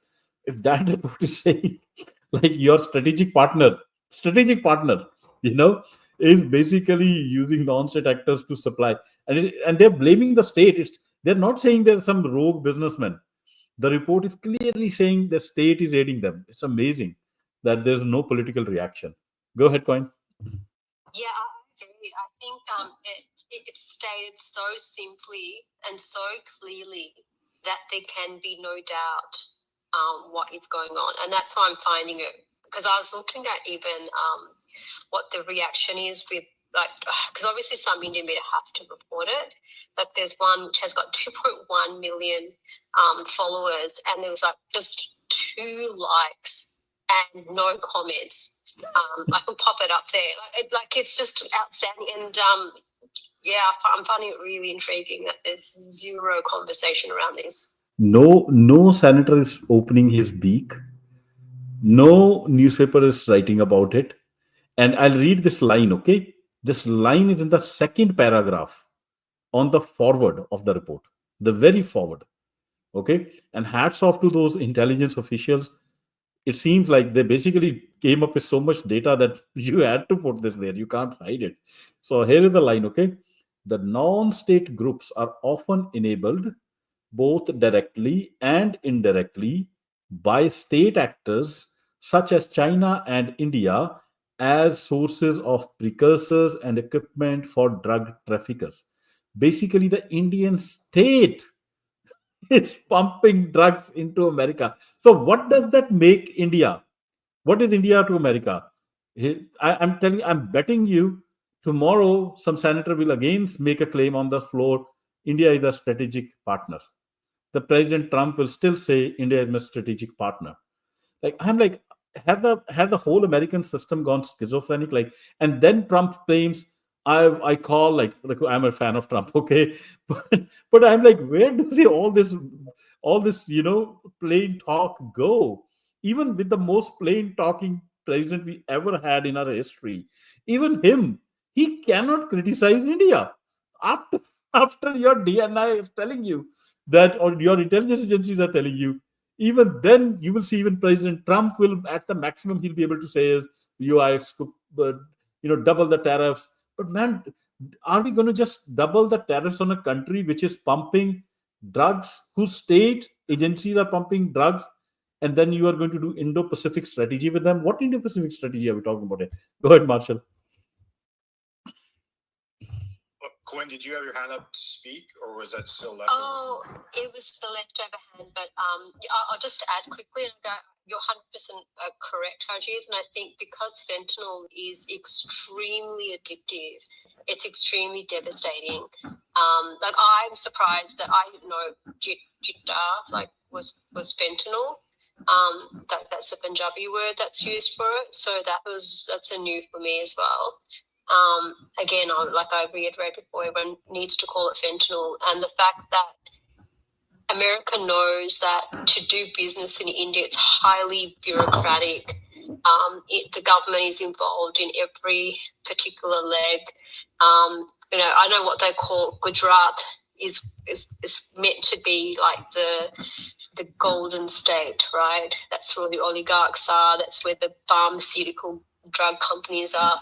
That's where the massive port, which is owned by Adani Port as well. So the transportation, so the manufacture and the transportation is highly controlled, right? And so for that to be coming from there, America definitely knows that it's all, they must be, I'm sure they have a close eye on that, the government is involved. Yeah, Kaptan is here. Kaptan, I know you you kind of follow the policy establishment and their views. But how do you see these the report, um, DNI naming India, and this all this spate of information on India's role in the drug epidemic? Yeah, so I think we have to tie it back to the very first thing that we saw was when President Trump was in countries that have been unfair to the United States, and India was being mentioned regularly at the top of the list. And then India sends Modi to come meet with President Trump, or he was summoned to come meet with President Trump.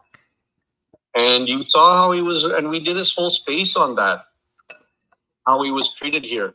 I think that gives a clear indication that the Trump administration knows exactly what these guys are up to. The US CIRF's report on religious freedom, this clip that was brought out there, that senator asked that question to get this particular answer of Tulsi. Tulsi knew she had to give that particular answer. All of these things are coordinated. When we requested that Khalistan referendums not happen, they told them, no, they're going to happen. When Tulsi people, you were asking, why did Tulsi go to India? I think she went there to read the riot act to these people, and tell them that we know you're working with Mexican cartels. Here's all the evidence. Shut these factories down. India doesn't make India's revenue stream is very low. They're getting 125 billion from remittances, which is being threatened with the cancellation and the deportation of cancellation of visas and deportation of Indians that are illegally in the US. Canada doesn't have a good relationship with these people. Where are these guys going to get their revenues? They've been trying to support their economy on the backs of the drug trade, and other sources of illegal or sketchy revenue. Look at all the revenue they made from the processing Russian oil and then selling it to Europeans. That's going to go away. They've been trying to do the same thing now with Venezuelan oil, but the Trump administration put out a notification that anyone that buys Venezuelan oil gets an automatic 25% tariff, and that's on top of any other tariffs that are going to apply as reciprocal tariffs. So I think that you're seeing, when you asked for evidence last time we talked about something happening, I think these are all very subtle but very clear messages that whether they're publicly naming and shaming India is one thing, but behind the scenes and through all of these actions and these sanctionable findings, such as them being on this religious freedom index as being one of the worst for religious freedom, there is a lot of requirements that come with those things on the administration. And a lot of scrutiny is going to be put there. These people don't want to be on the radar. I bet you that the next thing that's going to happen is that they're telling India that we're going to put you on that that list of countries that are subject to financial regulations for terrorists or for sketchy organized countries. Like Pakistan is on that list. I can't remember off the top of my head. Sure. But Kaptan, tell me one thing, like a couple of things before I ask you the more heavy question. Your voice is okay. Sorry about that. Is it better now? No. No? Oh, my bad. Is anyone else getting an echo, or is it just me? I think it's fine for me, Captain. Yeah. I don't hear it either. It's fine. Yeah, it sounds straight to me. Yeah. I'll just, Captain, you want to go and come back from the listener? Or no, you go ahead.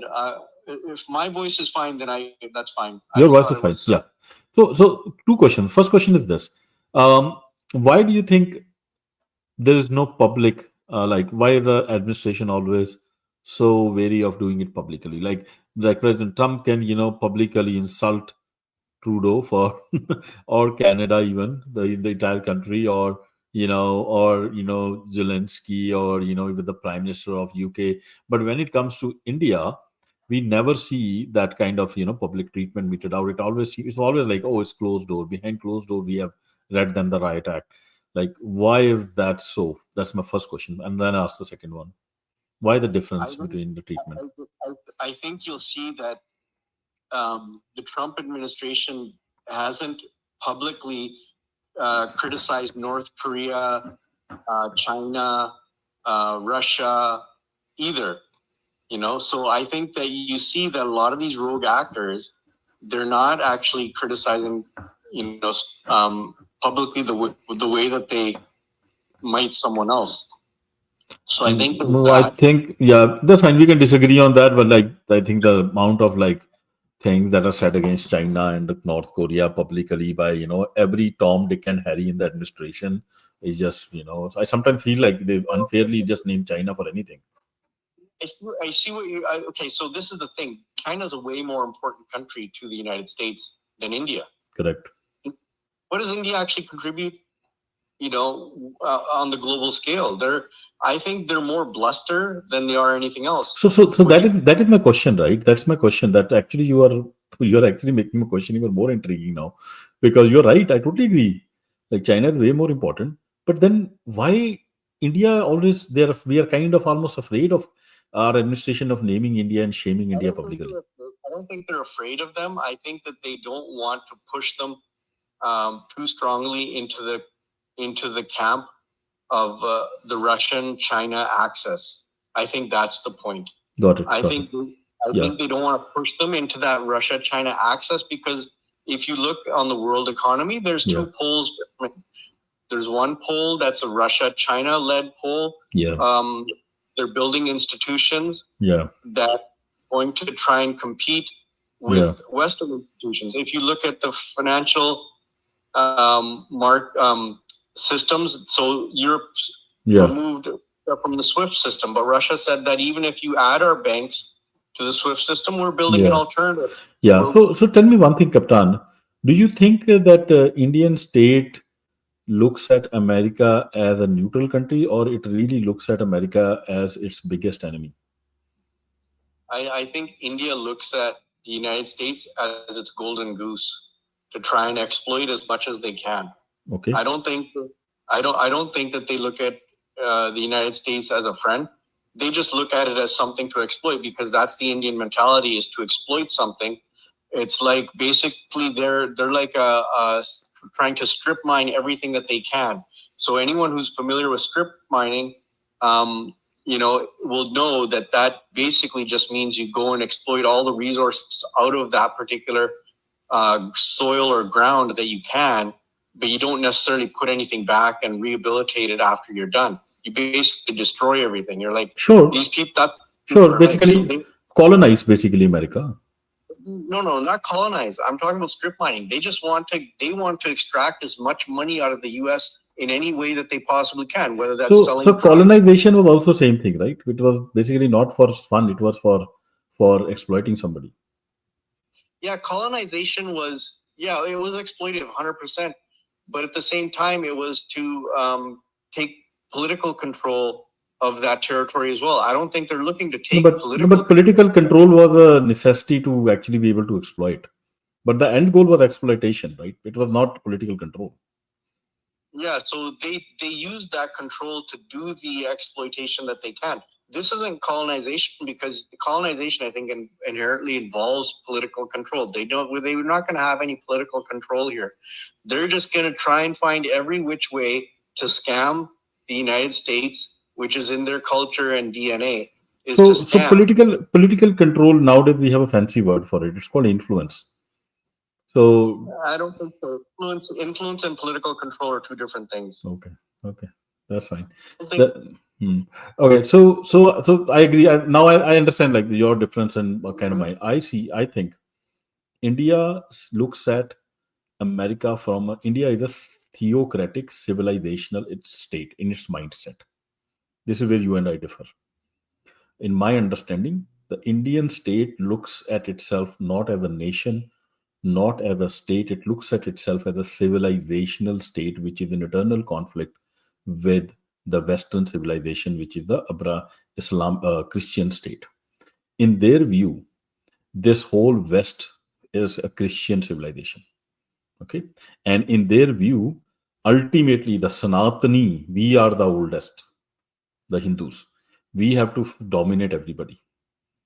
And while there are elements of economic exploitation, their state, the theology, like the mindset is of having this whole talk of Akhand Bharat is not just to exploit Pakistan, or the limits of Akhand Bharat don't stop at Afghanistan. If you ask them where are the borders of Akhand Bharat, they'll tell you they're right up to London. So in their mindset, this is where I look at things, and maybe you don't think it is like that, but they look at the world to be in a civilizational conflict, wherein they are the Sanatani and the most deserving and the oldest civilization, and then they want to basically take down the West, and then they justify it with a lot of things. Like if you ask them why are you poor, like so, they'll say British basically took everything. They are the ones responsible, and then they fuel these kind of fantasies to their people. And yeah, so I don't see them to be just taking advantage. They are basically here to destroy. Their mindset is that. Yeah, but Harjeet, they can think these things, but they're delusional. They've never had any global power. China, in the Yuan dynasty, went all the way up to the borders past Poland to the Rhine River. They were in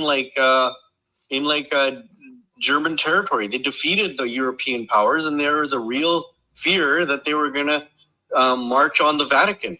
The only reason they didn't is because Genghis Khan passed away, and then the sons came back for the succession. That's the only thing that saved Europe from being completely under the But dominance. Genghis Khan was not Chinese. Genghis Khan was not Chinese. Why are you saying Genghis Khan? Genghis Khan and the Yuan dynasty ruled China. But Genghis Khan is not Chinese, man. No, that doesn't matter. They're known as the Yuan dynasty. In Chinese history, they're called the Yuan dynasty. Which dynasty? No, the Chinese are Han dynasty. No, okay, so the Chinese are Hans, but that doesn't mean that the Mongols did not rule China. They're considered the Chinese dynasty when you look at the Chinese dynasties, the Yuan dynasty is the one that originated with Genghis Khan. Which dynasty? Yuan dynasty. V-E-N? W-E-N? Say what? You said Yuan dynasty? Yeah, Yuan. Y-U-A-N. Anyways, let me finish my point. Okay, got it. The point is this. The Indian state, the subcontinent has never had global power or ability to affect, the globe in terms of trade or anything else. The Yuan dynasty did. They're the ones that built the Silk Road. They actually had that global power base. They were the leading power on earth. The Mughals, when they ruled India, they did not have that reach. They all ran. They may have been wealthy, but they didn't have the military power, the way that the Yuans did. The Golden Horde had power all the way from Japan and all these other countries that were paying tribute to them through, what's Russia, all the way up to, halfway through Germany. So there's no one else. Sure, I'll give you another thing, right? They're delusional. Sure. No, they are delusional. All mythology-based religions are delusional. Okay, in that sense, and so are it's a mythology religion, so people are delusional. Once you are worshipping, a elephant, a human god with elephant, you are basically teaching yourself delusion from childhood. But that's not the point. I understand, like in past, certain tribes, like for Mongols, Mughal dynasty is basically what the Turkish Mongol dynasty. Like today, if you go to Mongolia, those people don't even have one grass to eat. Like they're just dying out of hunger. And that does not mean that tomorrow Mongolia will rise again and then do same like Kublai Khan. And yes, past is important to understand what these tribes were, but things also change. Geography is there, but there is technology. Like all of this, Indians used to live, like Red Indians used to live here in North America. Today, look what is there. There nobody left. Like we have all the Western civilization come and kind of occupy it. Whether we call it Western civilization or not, it's a different term altogether. While past is important, that's not going to be a hundred. Future will not be 100% application of past, and we might also not have full understanding of past. Okay, that because it is so far away, what we are just reading is just large, very super high level, kind of readings of the situation, while things could have been very complex. And what I know is what is actually happening. And what is happening is, like, we can be always very sure of 50 plus minus 50 years. And that I can see happening, that the Indians in my books have a lot of influence within Canada and America, and they are able to show it. And what I see is, like, India does murder. India does not have any military power, any economic power, but India can do acts against United States overtly and covertly. And the United States, leadership, political or non-political, has no guts to criticize. And whether what is driving that, one of the reasons you gave is because the administration probably doesn't want to push India towards Russia and China. So I'm like, India is never going to be with America as such. India is already looking at America as an enemy. India does not look at America as a friend. They don't want to. They want to. If given to them, they will treat a white man way worse than they have treated sex. Like, look at how they have treated sex. Sex were the most valuable resource you can get. Can you see? Can you talk? Can you tell me any more patriotic tribe or nationality living within India after the British left? Any more enterprising people who could do business, people who could farm, people who were feeding your entire country, people who were defending you against any aggression from the West? What did they do to them? It's in front of our eyes. And do you think, like, what do they? And now with the white man, they have a grudge because in their eyes, the white man is the enemy. So imagine what they are going to do to here. What is their attitude towards the Western civilization? And this is where I think maybe our understanding could be we could agree to disagree, but I think there is a lack of understanding of the Hindu mind, and it is important for Western think tanks. And I still believe that, I'm sure there are many people in the establishment who understand the Indian mind and the Hindu mind, but I don't think it is to a level that it is shaping the policy. Because the only policy option I see on the table for America is this: you don't unravel India, India will unravel you. And while we are talking, we have Sikandar who's come in. Sikandar is actually a US Army veteran. Sikandar bhai, come over. He's actually born in, I think he's of Pakistani origin, of Pashtun, but served in the US Army. He's also a bit of a Pakistani nationalist, but that's fine. Yeah, Sikandar Bhaji, how are you? Paji, I'm good. How are you? How are you? I'm Thank you good, for good. giving me the mic. For some reason, I was having a connection issue.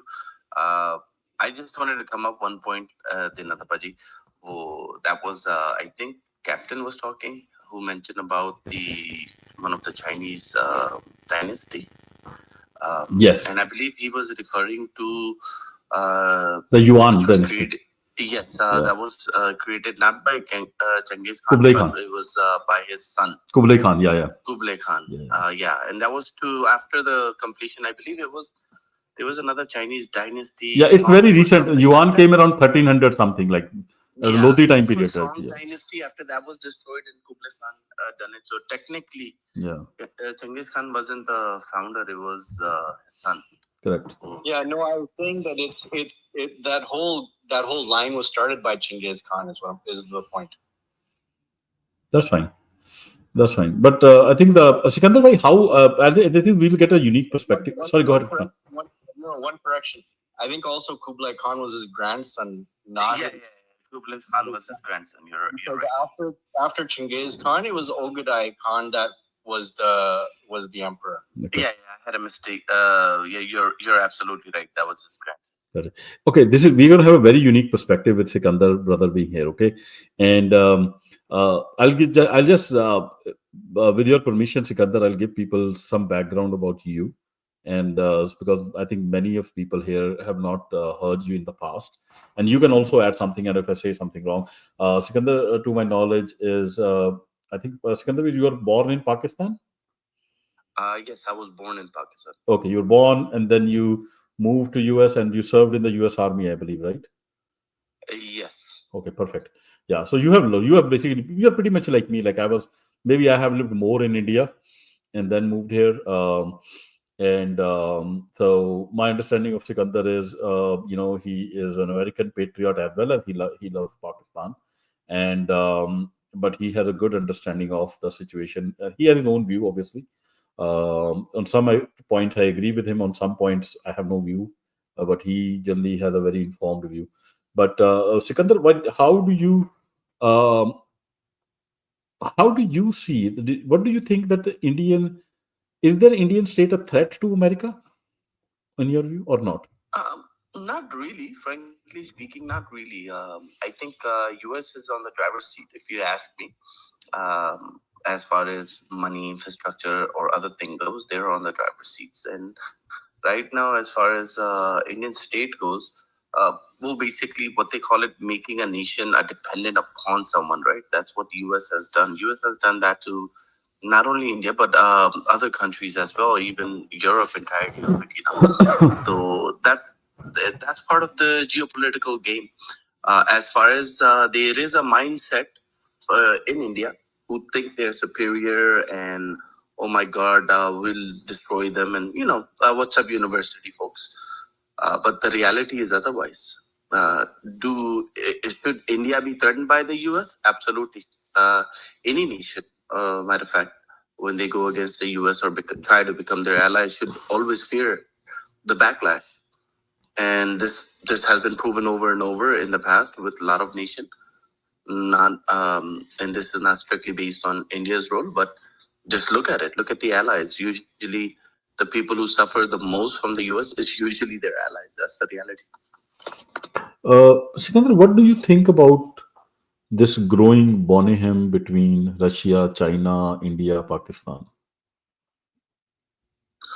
Um, well, if we're referring to BRICS, right?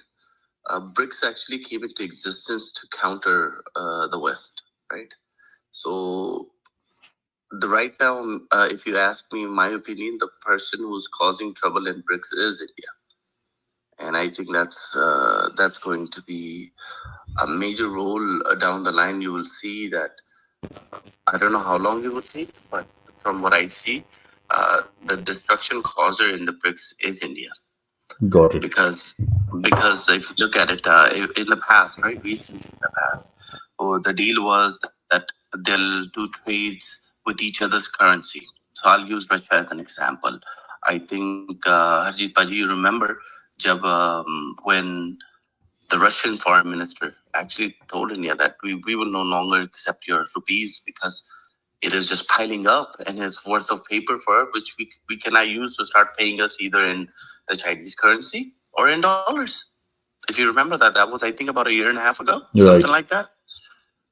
And the reason behind that is they're taking in more, meaning India is selling them more rather than buying from them. So they cannot utilize the money, and Indian currency to the Russians are worthless at that point. If something which is keeps stockpiling up is worthless. So Got it. that was the big issue. Then, if you remember, recently when they tried creating a currency for the BRICS for all nations to start using that as a currency of trade, the only nation who rejected that was India, and that was under the pressure of the US. Right, right. But tell me one thing. We were talking about.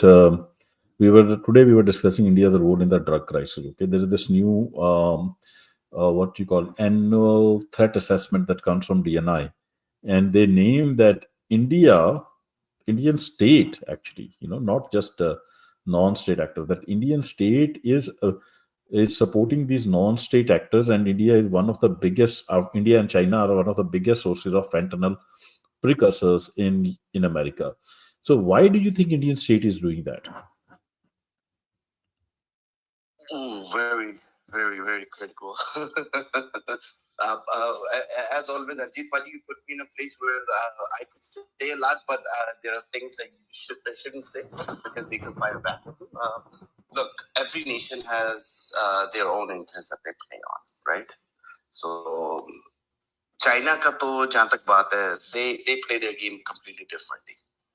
I think India is just trying to pretend to be a main player in all the games that are being played. When I say game, I mean it in a sense of geopolitically. I think you understand what I mean by that.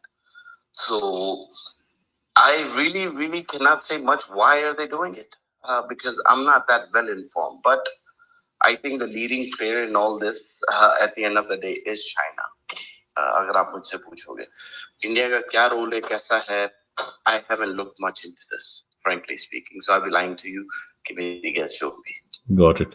Marshall, you have any idea why would Indian state be pushing drugs into America? It's the same reason they're pushing him into Punjab, right? You weaken the youth. You take what 20% of the young population out of the reckoning altogether. So, right, if you got 20% or whatever of your youth hooked on fentanyl, that's a lot of jobs opening up. That and where are employees for those jobs going to come from if they're if there's vacancies because people would rather be shooting up or on fentanyl and playing video games. Well, you got to go to immigration. Right. And then, so there's that, but there's also like the Punjab angle where it's part of a genocide. And there's that. So you got a multi-pronged attack, right. And it's beneficial in many ways, right? India gets income from it. India has, creates vacancies in the job market, and India takes out, and even if the kids don't die, they're not starting families. So you also impact the gene pool there as well. So I mean, getting drugs into the hands of young people is a major play if you want to take over a country. And again, this is what happened with Europeans. What did they give Native Americans? Alcohol. Same thing, right? It's a multi-pronged attack, and without a shot fired, get them addicted, and there's a lot of benefits that you reap. Yeah, Marshall, I think you basically nailed it. It's exactly what is happening with sex. Like, India would be 1,000 times better off by treating sex as equal citizens and human beings. But it chooses to go the other way. Same way, India will be 100 times more economically, I would say, better if it chooses to be friends with US and partners with US on things that US wants us to partner with. But it chooses to go the other way. It chooses to actually, take the other way, in which, yes, there are some financial motives and you might sell some drugs, but the real motive is to destroy America. And like the real motive with the sex is to basically just get rid of the sex and bring them to a level worse than Hindu India. And India will not rest as long as America is a better society, more prosperous society, more egalitarian society than Hindu India. People don't understand the Hindu mind. They will do anything. You look what they have done to sex. Like, Pakistan would have won in 1965 if the six regiments were not there who refused to vacate the border. Time and again, like, they have conducted genocide of the very people who protected them time and again, sacrificed everything they had for them. And do you think like they will let America go? I think this is where people really don't understand the Indian state. And I think especially the Western mind, which is educated in this very non-tribal, I would say, way, I think it probably takes a lifetime to develop an understanding of a tribal mindset, especially the Hindu mindset. Yeah, Sikandar bhai, go ahead. Sorry, Arpaju, I got disconnected. I was listening to Marshall. I completely agree with what he said about I wanted to say that, but I held back. Like I said, aapko pata hai, mere pe backlash now. I get quite a bit of backlash every time I say something like that. So I completely agree with Marshall what he said. And yes, the reference that he gave about Punjab, as far as what's been happening there, infiltrating drugs into the youth, yes, that plays a major role. No doubt about it. Aapne 1965 ki baat kari, that is also 100% agreed. I agree on that. And also, you forgot to mention how they were actually blackmailed during that time. I would love to hear that. जिसकी वजह से जो था वो Punjab regiment को आगे force करा था. Yeah, I don't know about that incident. Maybe I know and I'm not able to join the clip, but don't want to distract too much towards that aspect. But yeah, I think I'm more interested in like understanding, help people understand why is India putting drugs through America? While the act that India is. In order, look, there are ways that superpowers are destroyed, right? Over the time. No superpower falls overnight. And it takes time. In order for any superpower to fall, and we have seen this in history. I mean, this is not something that which is hidden. It's there. You can see the Romans, the Byzantine, the Ottoman, XYZ, you name it, right? Systematically, you destroy them. And drugs is part of that game. And US, look, I don't want to give this example, but imagine a superpower being the most hottest woman on the face of the earth, right? But the thing is, she does not like to sleep with the same men forever, and she likes to move forward on to the next one. So once she was satisfied with the Caesareans, then she moved on to the Byzantines and the Romans, and on and on and on and on. And now she's sleeping with the U.S., right? And that eventually moves on. But what turns it off? The turn-off point is the mistakes that the nation make. The U.S. is keeping absolute blind eyes and not looking into this stuff. And drug plays a massive role. So say, for example, if the intention of India or China or XYZ, any nation to become a superpower, what do they have to do first? Systematically destroy the current existing superpower, right? So once you destroy the youth, what are you left with? You're left with nothing. So eventually all your work power goes other places, all your financial strength moves on to the next places, and that's how you destroy a superpower, and eventually it falls. Now, today, day of an era, the superpower isn't like the back in the days, right? Where you were refined to one continent. When I say one continent, I mean Europe, Asia, and Africa, which was right next door to each other. US, in this hemisphere, the American hemisphere, is completely something else. Even if US falls, South America and North America will always remain under the control of the US. Reason behind that is they made sure, US made sure that from South America all the way up to North America, every government that is in power is installed by the US. Just look at it, how many nation has US toppled in South America, right? Hardly any nation that remains that haven't been touched. So coming back to the drug portion, well, yes, financial intentions are there. Of course, you make money from it. But the main outcome is destroy the youth, put them on drugs. So you're left with nothing but dummies walking around, looking for drugs. And you have no future after that. Because for any nation to survive, the youth is always the future. And Ottoman Empire era was actually a prime example when Sultan Abdul Hamid was fighting all these guys from the Europeans and other stuff which wanted to destroy the Ottoman. Guess what weapon did they use? They used the so-called Inqilab and Azadi movement under the youth, and that destroyed the Ottoman Empire, frankly speaking. So their target is the youth, in my opinion, and I completely agree with Marshall. Very well said, Marshall.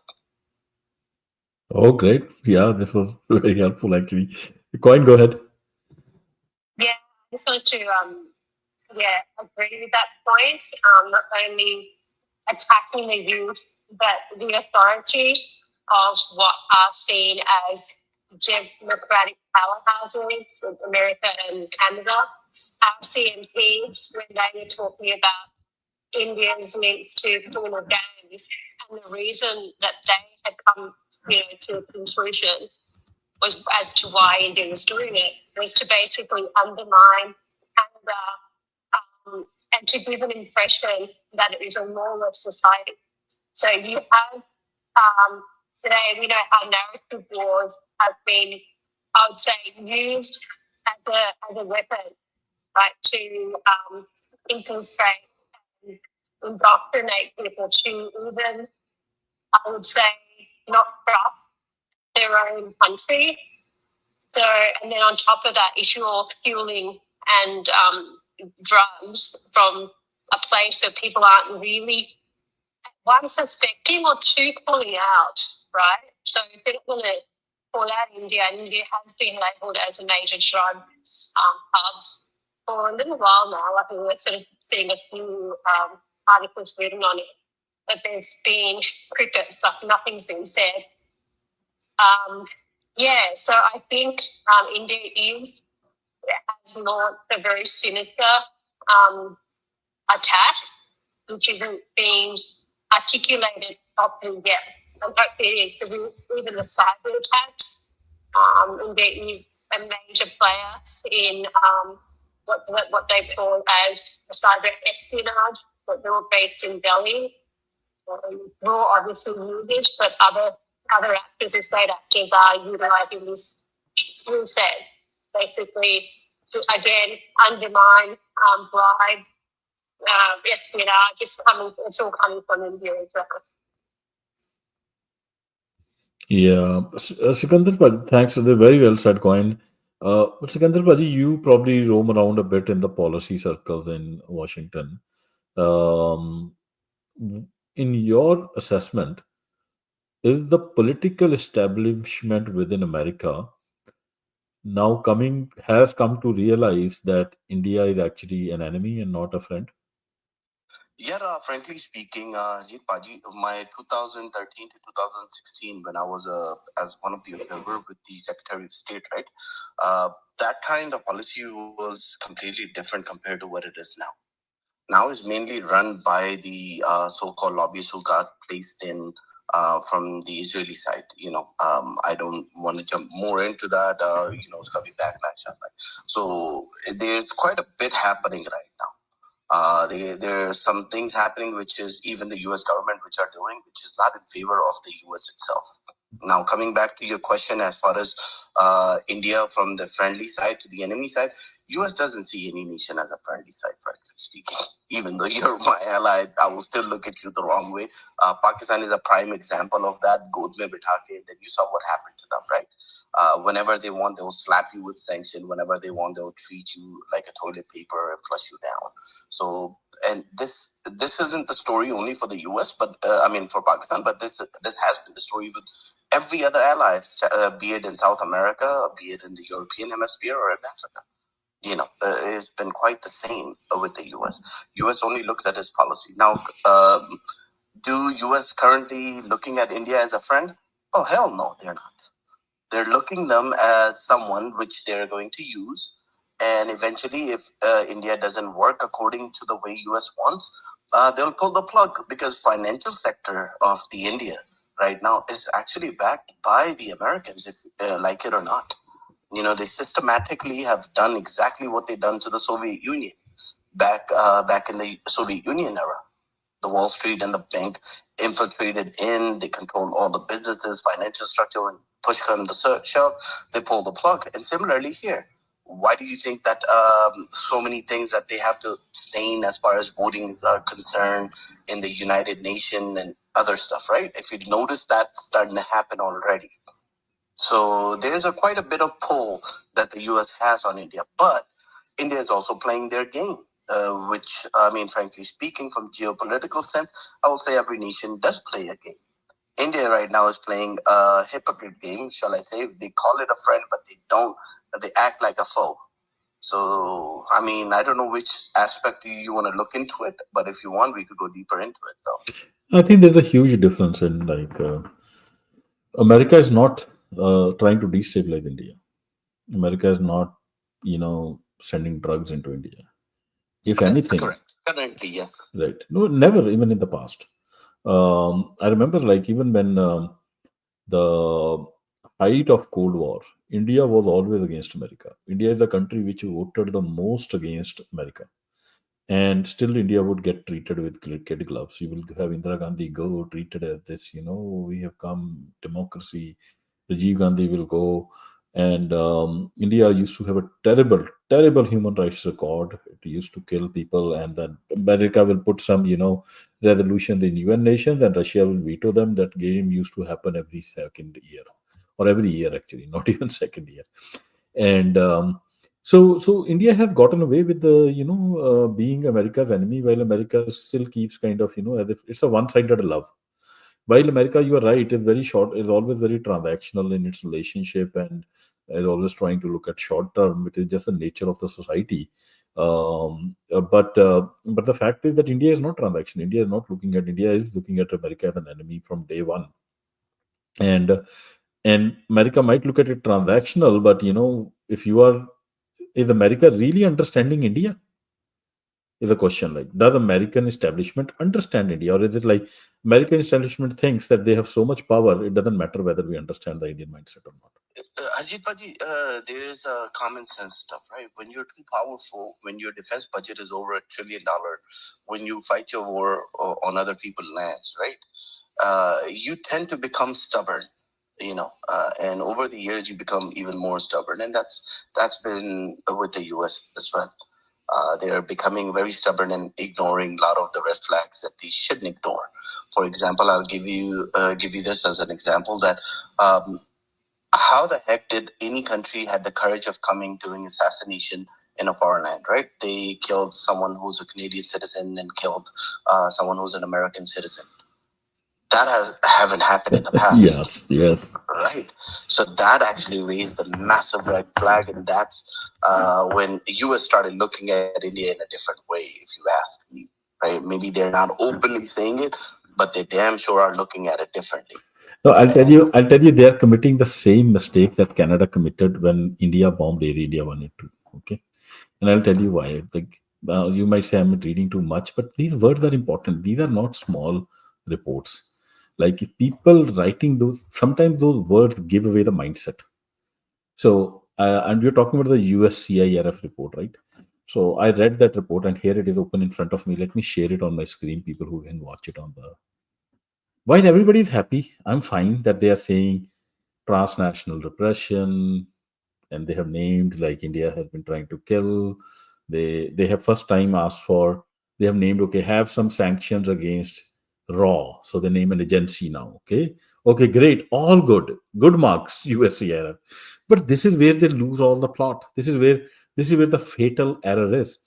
You see how they write. This is the paragraph, and if people who can watch me on the live stream, you can see it. I'm just going to zoom in on this paragraph where they talk about their key findings on India. Okay. And the last paragraph they first talk about Muslims, anti-minority, this, that is going on in India, this act, this FCRA, and, and then they talk about what India is doing in US. Okay. And read this. And it's just mind boggling that this can get through. So, and this they write twice in this report. They say, the Indian government also continued to expand its repressive tactics to target religious minorities abroad, specifically members of the Sikh community and their advocates, journalists, academics, and civil society organizations documenting India's religious freedom violations reported denial of consular services, including the revocation of Overseas Citizen of India cards, as well as threats of violence and surveillance.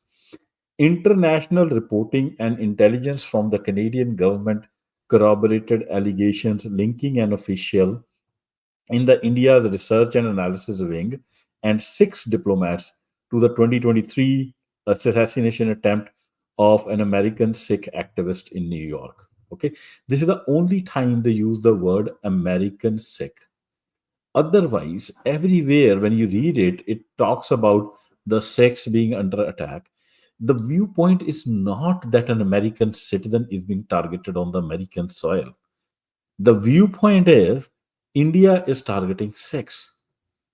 The viewpoint is hardly kind of takes a view of, and maybe USCIRF is not that kind of an organization which takes like that, hey, sovereignty is getting violated. But you're writing this, when I read these reports, it almost seems as if it is being looked at not as a violation of American sovereignty. It has been almost looked at. Sometimes some senator talks about it, but it's almost like, okay, India is after sex, they shouldn't be doing it, we should tell them to shut up. But not sure if they really are understanding what is this telling you about India.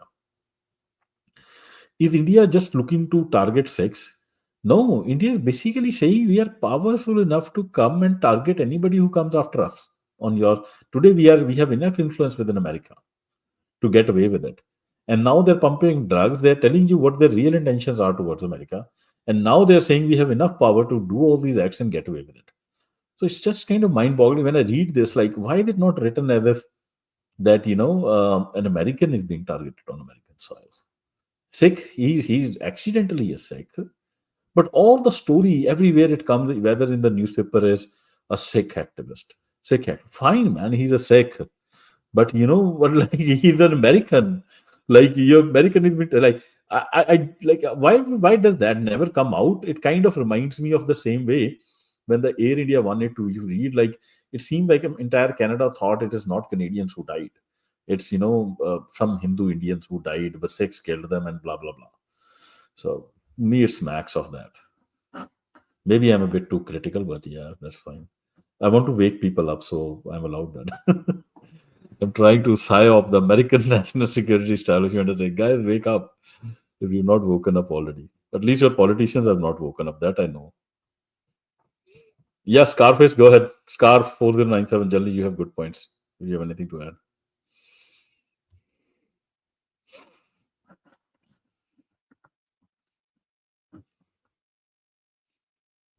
Okay, no point. Anybody have anything else to add? Else we can. I think this was a good discussion. It's been almost 2 hours, 15 minutes. We can probably close. Marshall, you want to add anything before we close? You know what? I was going to say something before when you were talking about it. It's so weird that nobody's talking about this, right? At the political level, and it's not an answer to it.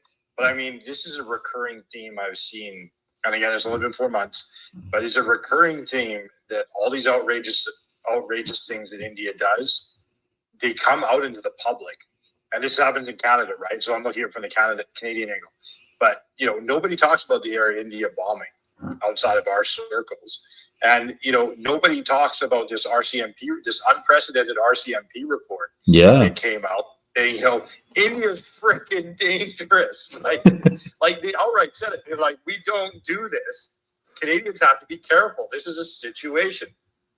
Nobody's talking about we're in the middle of an election, and nobody's talking about this. Nobody's talking about a Canadian that got murdered. 2 Canadians that got murdered, actually. 2 Canadians have been murdered. One's for sure tied to the Indian government.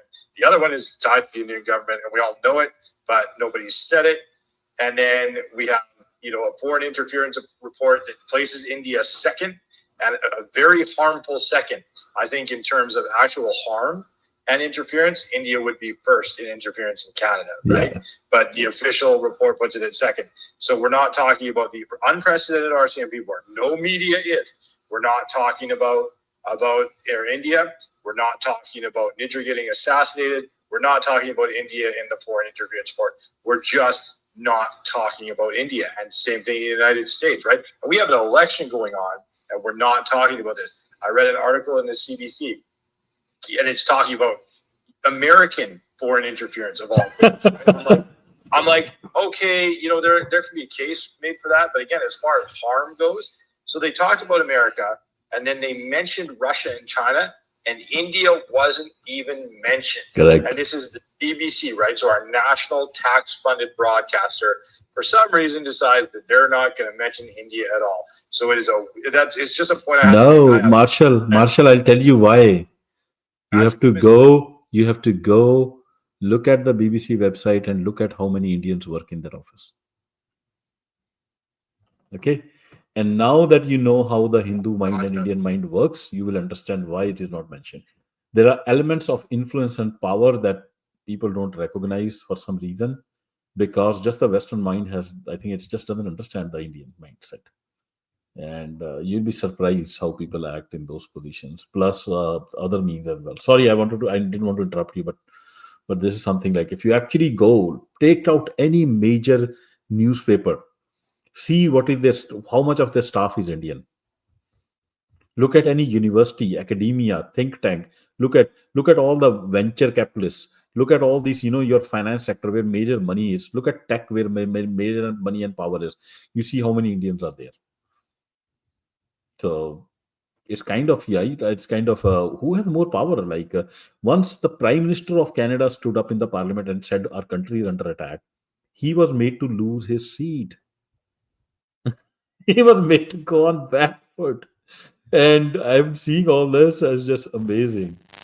Nobody talks about India, and the same thing is happening with America.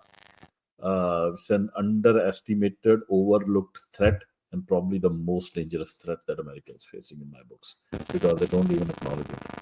We have somebody called PB coming. Is this guy to be acceptable coin? I don't know who is this PB.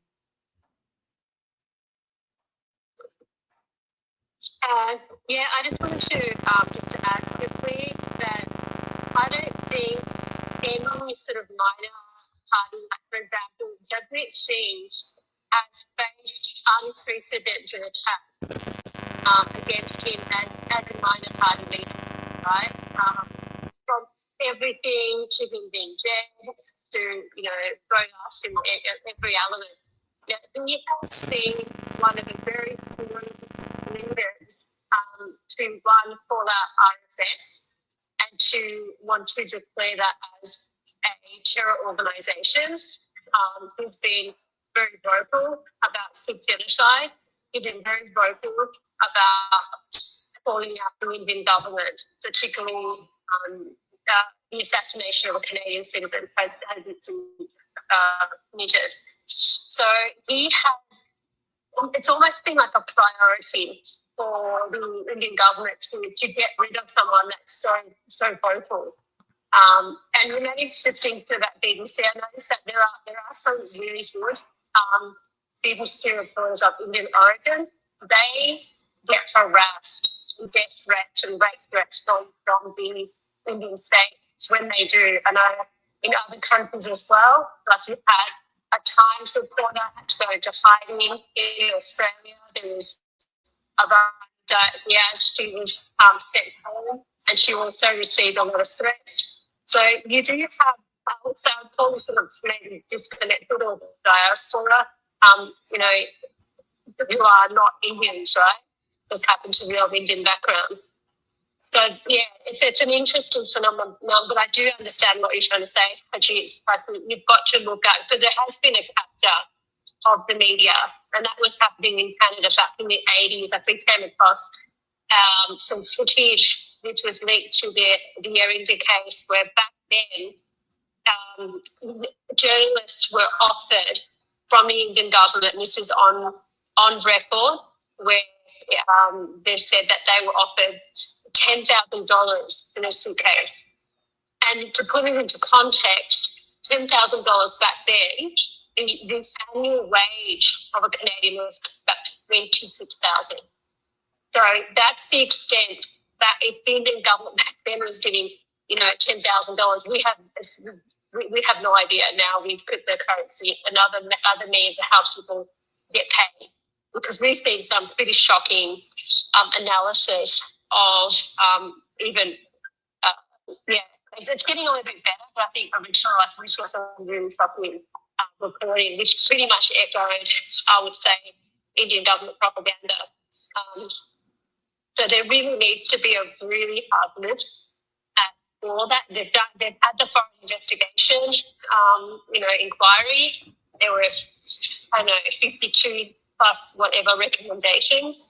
Actually, have you looked at those recommendations sort of in detail? And is there a timeline for that? Could that be part of this election campaign for people? Because I don't even think people are too aware about what those recommendations were specifically. And one final thing, there's also a questionnaire which I saw yesterday being put out to candidates in Canada by some Sikh lobbies. I think it's a Sikh federation, so I'm just thinking of the top of my head directly. But yeah, if anyone's seen that would also be a good discussion to have. Yeah, I have not. You talking about the Foreign Interference Commission report? They had recommendations. Yes, that was. Yeah, they've made recommendations, and there's also a questionnaire as well. Yeah. PB, I'll come to you just one sec. And no, we should definitely read through that report and the learnings there. But while this reminds me, when we're talking about this, like why there is no public criticism of India, why the media doesn't pick it up, why the politicians are quiet. As if almost, like I read this meme somewhere on the internet, and this meme was something like this. that, if you want to know who controls you, just think of whom you are not allowed to criticize, and that person or that entity probably has control over you. And I almost feel as if our politicians are not allowed to criticize India, and right from the top till the senators. And so I'm like, China really, they criticize China all the time, Russia all the time. Nobody, who is really controlling the game here? I sometimes wonder. And yeah, PB, go ahead, man. You had your hand raised. You, Harshit, how are you doing, man? I'm good. Go ahead. ਮੇਰਾ ਤਾਂ ਪਹਿਲੀ ਵਾਰ ਹੈ ਤੁਹਾਡੀ space 'ਚ, ਮੈਂ ਤਾਂ ਤੁਹਾਡੀ ਗੱਲ ਸੁਣ ਰਿਹਾ ਸੀ ਬਸ। ਅੱਛਾ ਠੀਕ ਹੈ। ਕੋਈ ਵਿਚਾਰ ਤੁਹਾਡਾ, ਤੁਸੀਂ ਪਤਾ ਨਹੀਂ ਕਿਹੜੀ ਸਾਈਡ ਦੇ, ਮੈਨੂੰ ਤਾਂ ਪਤਾ ਨਹੀਂ, ਬਟ ਕੋਈ ਵੀ ਵਿਚਾਰ ਰੱਖੋ, ਕੋਈ ਗੱਲ ਨਹੀਂ। You could have whatever we point. What do you think about this? ਨਹੀਂ, ਅਸੀਂ ਤੁਹਾਡੀ ਗੱਲ ਸੁਣ ਰਿਹਾ ਸੀਗਾ ਤੇ ਮੈਂ ਇੱਕ ਵੀਡੀਓ ਸ਼ੇਅਰ ਕੀਤੀ ਆ, ਦੇਖਿਓ ਉੱਤੇ। ਹਾਂਜੀ, ਓਕੇ, ਜੰਬੋਟ੍ਰੋਨ 'ਚ। Okay. Yeah, that's right. We by Prapoor Singh Balbir, the veteran. I think he was a journalist, and he had some good. Is that the speech you're talking about? Anji. Okay. Yeah, that's good. Yeah, this is good. This is good. We should do more spaces. Anybody wants to add anything else before we close? Okay. If not, then this was a great space. Thank you everybody for coming in. I think it's important for people to think. And I say, like, look, I'm just a YouTube, like a Twitter guy, but God knows, who's listening. Somebody, whosoever listening, no matter what level post you are in America, whether you are, think of this, man. Why is India pumping drugs here? Why the Indian state? It's not the Indian businesses, okay? It's the Indian state. It's important that you guys wake up and open your eyes. America, patriots, open your eyes. Look at the enemy at the gates. These are, don't sleep over it. Okay, like we slept over it, and we are paying the price. Hopefully this doesn't happen in America, the last bastion of liberty. So with that said, thank you everybody. Take care and good night. Vaheguru Ji Ka Khalsa, Vaheguru Ji Ki Fateh.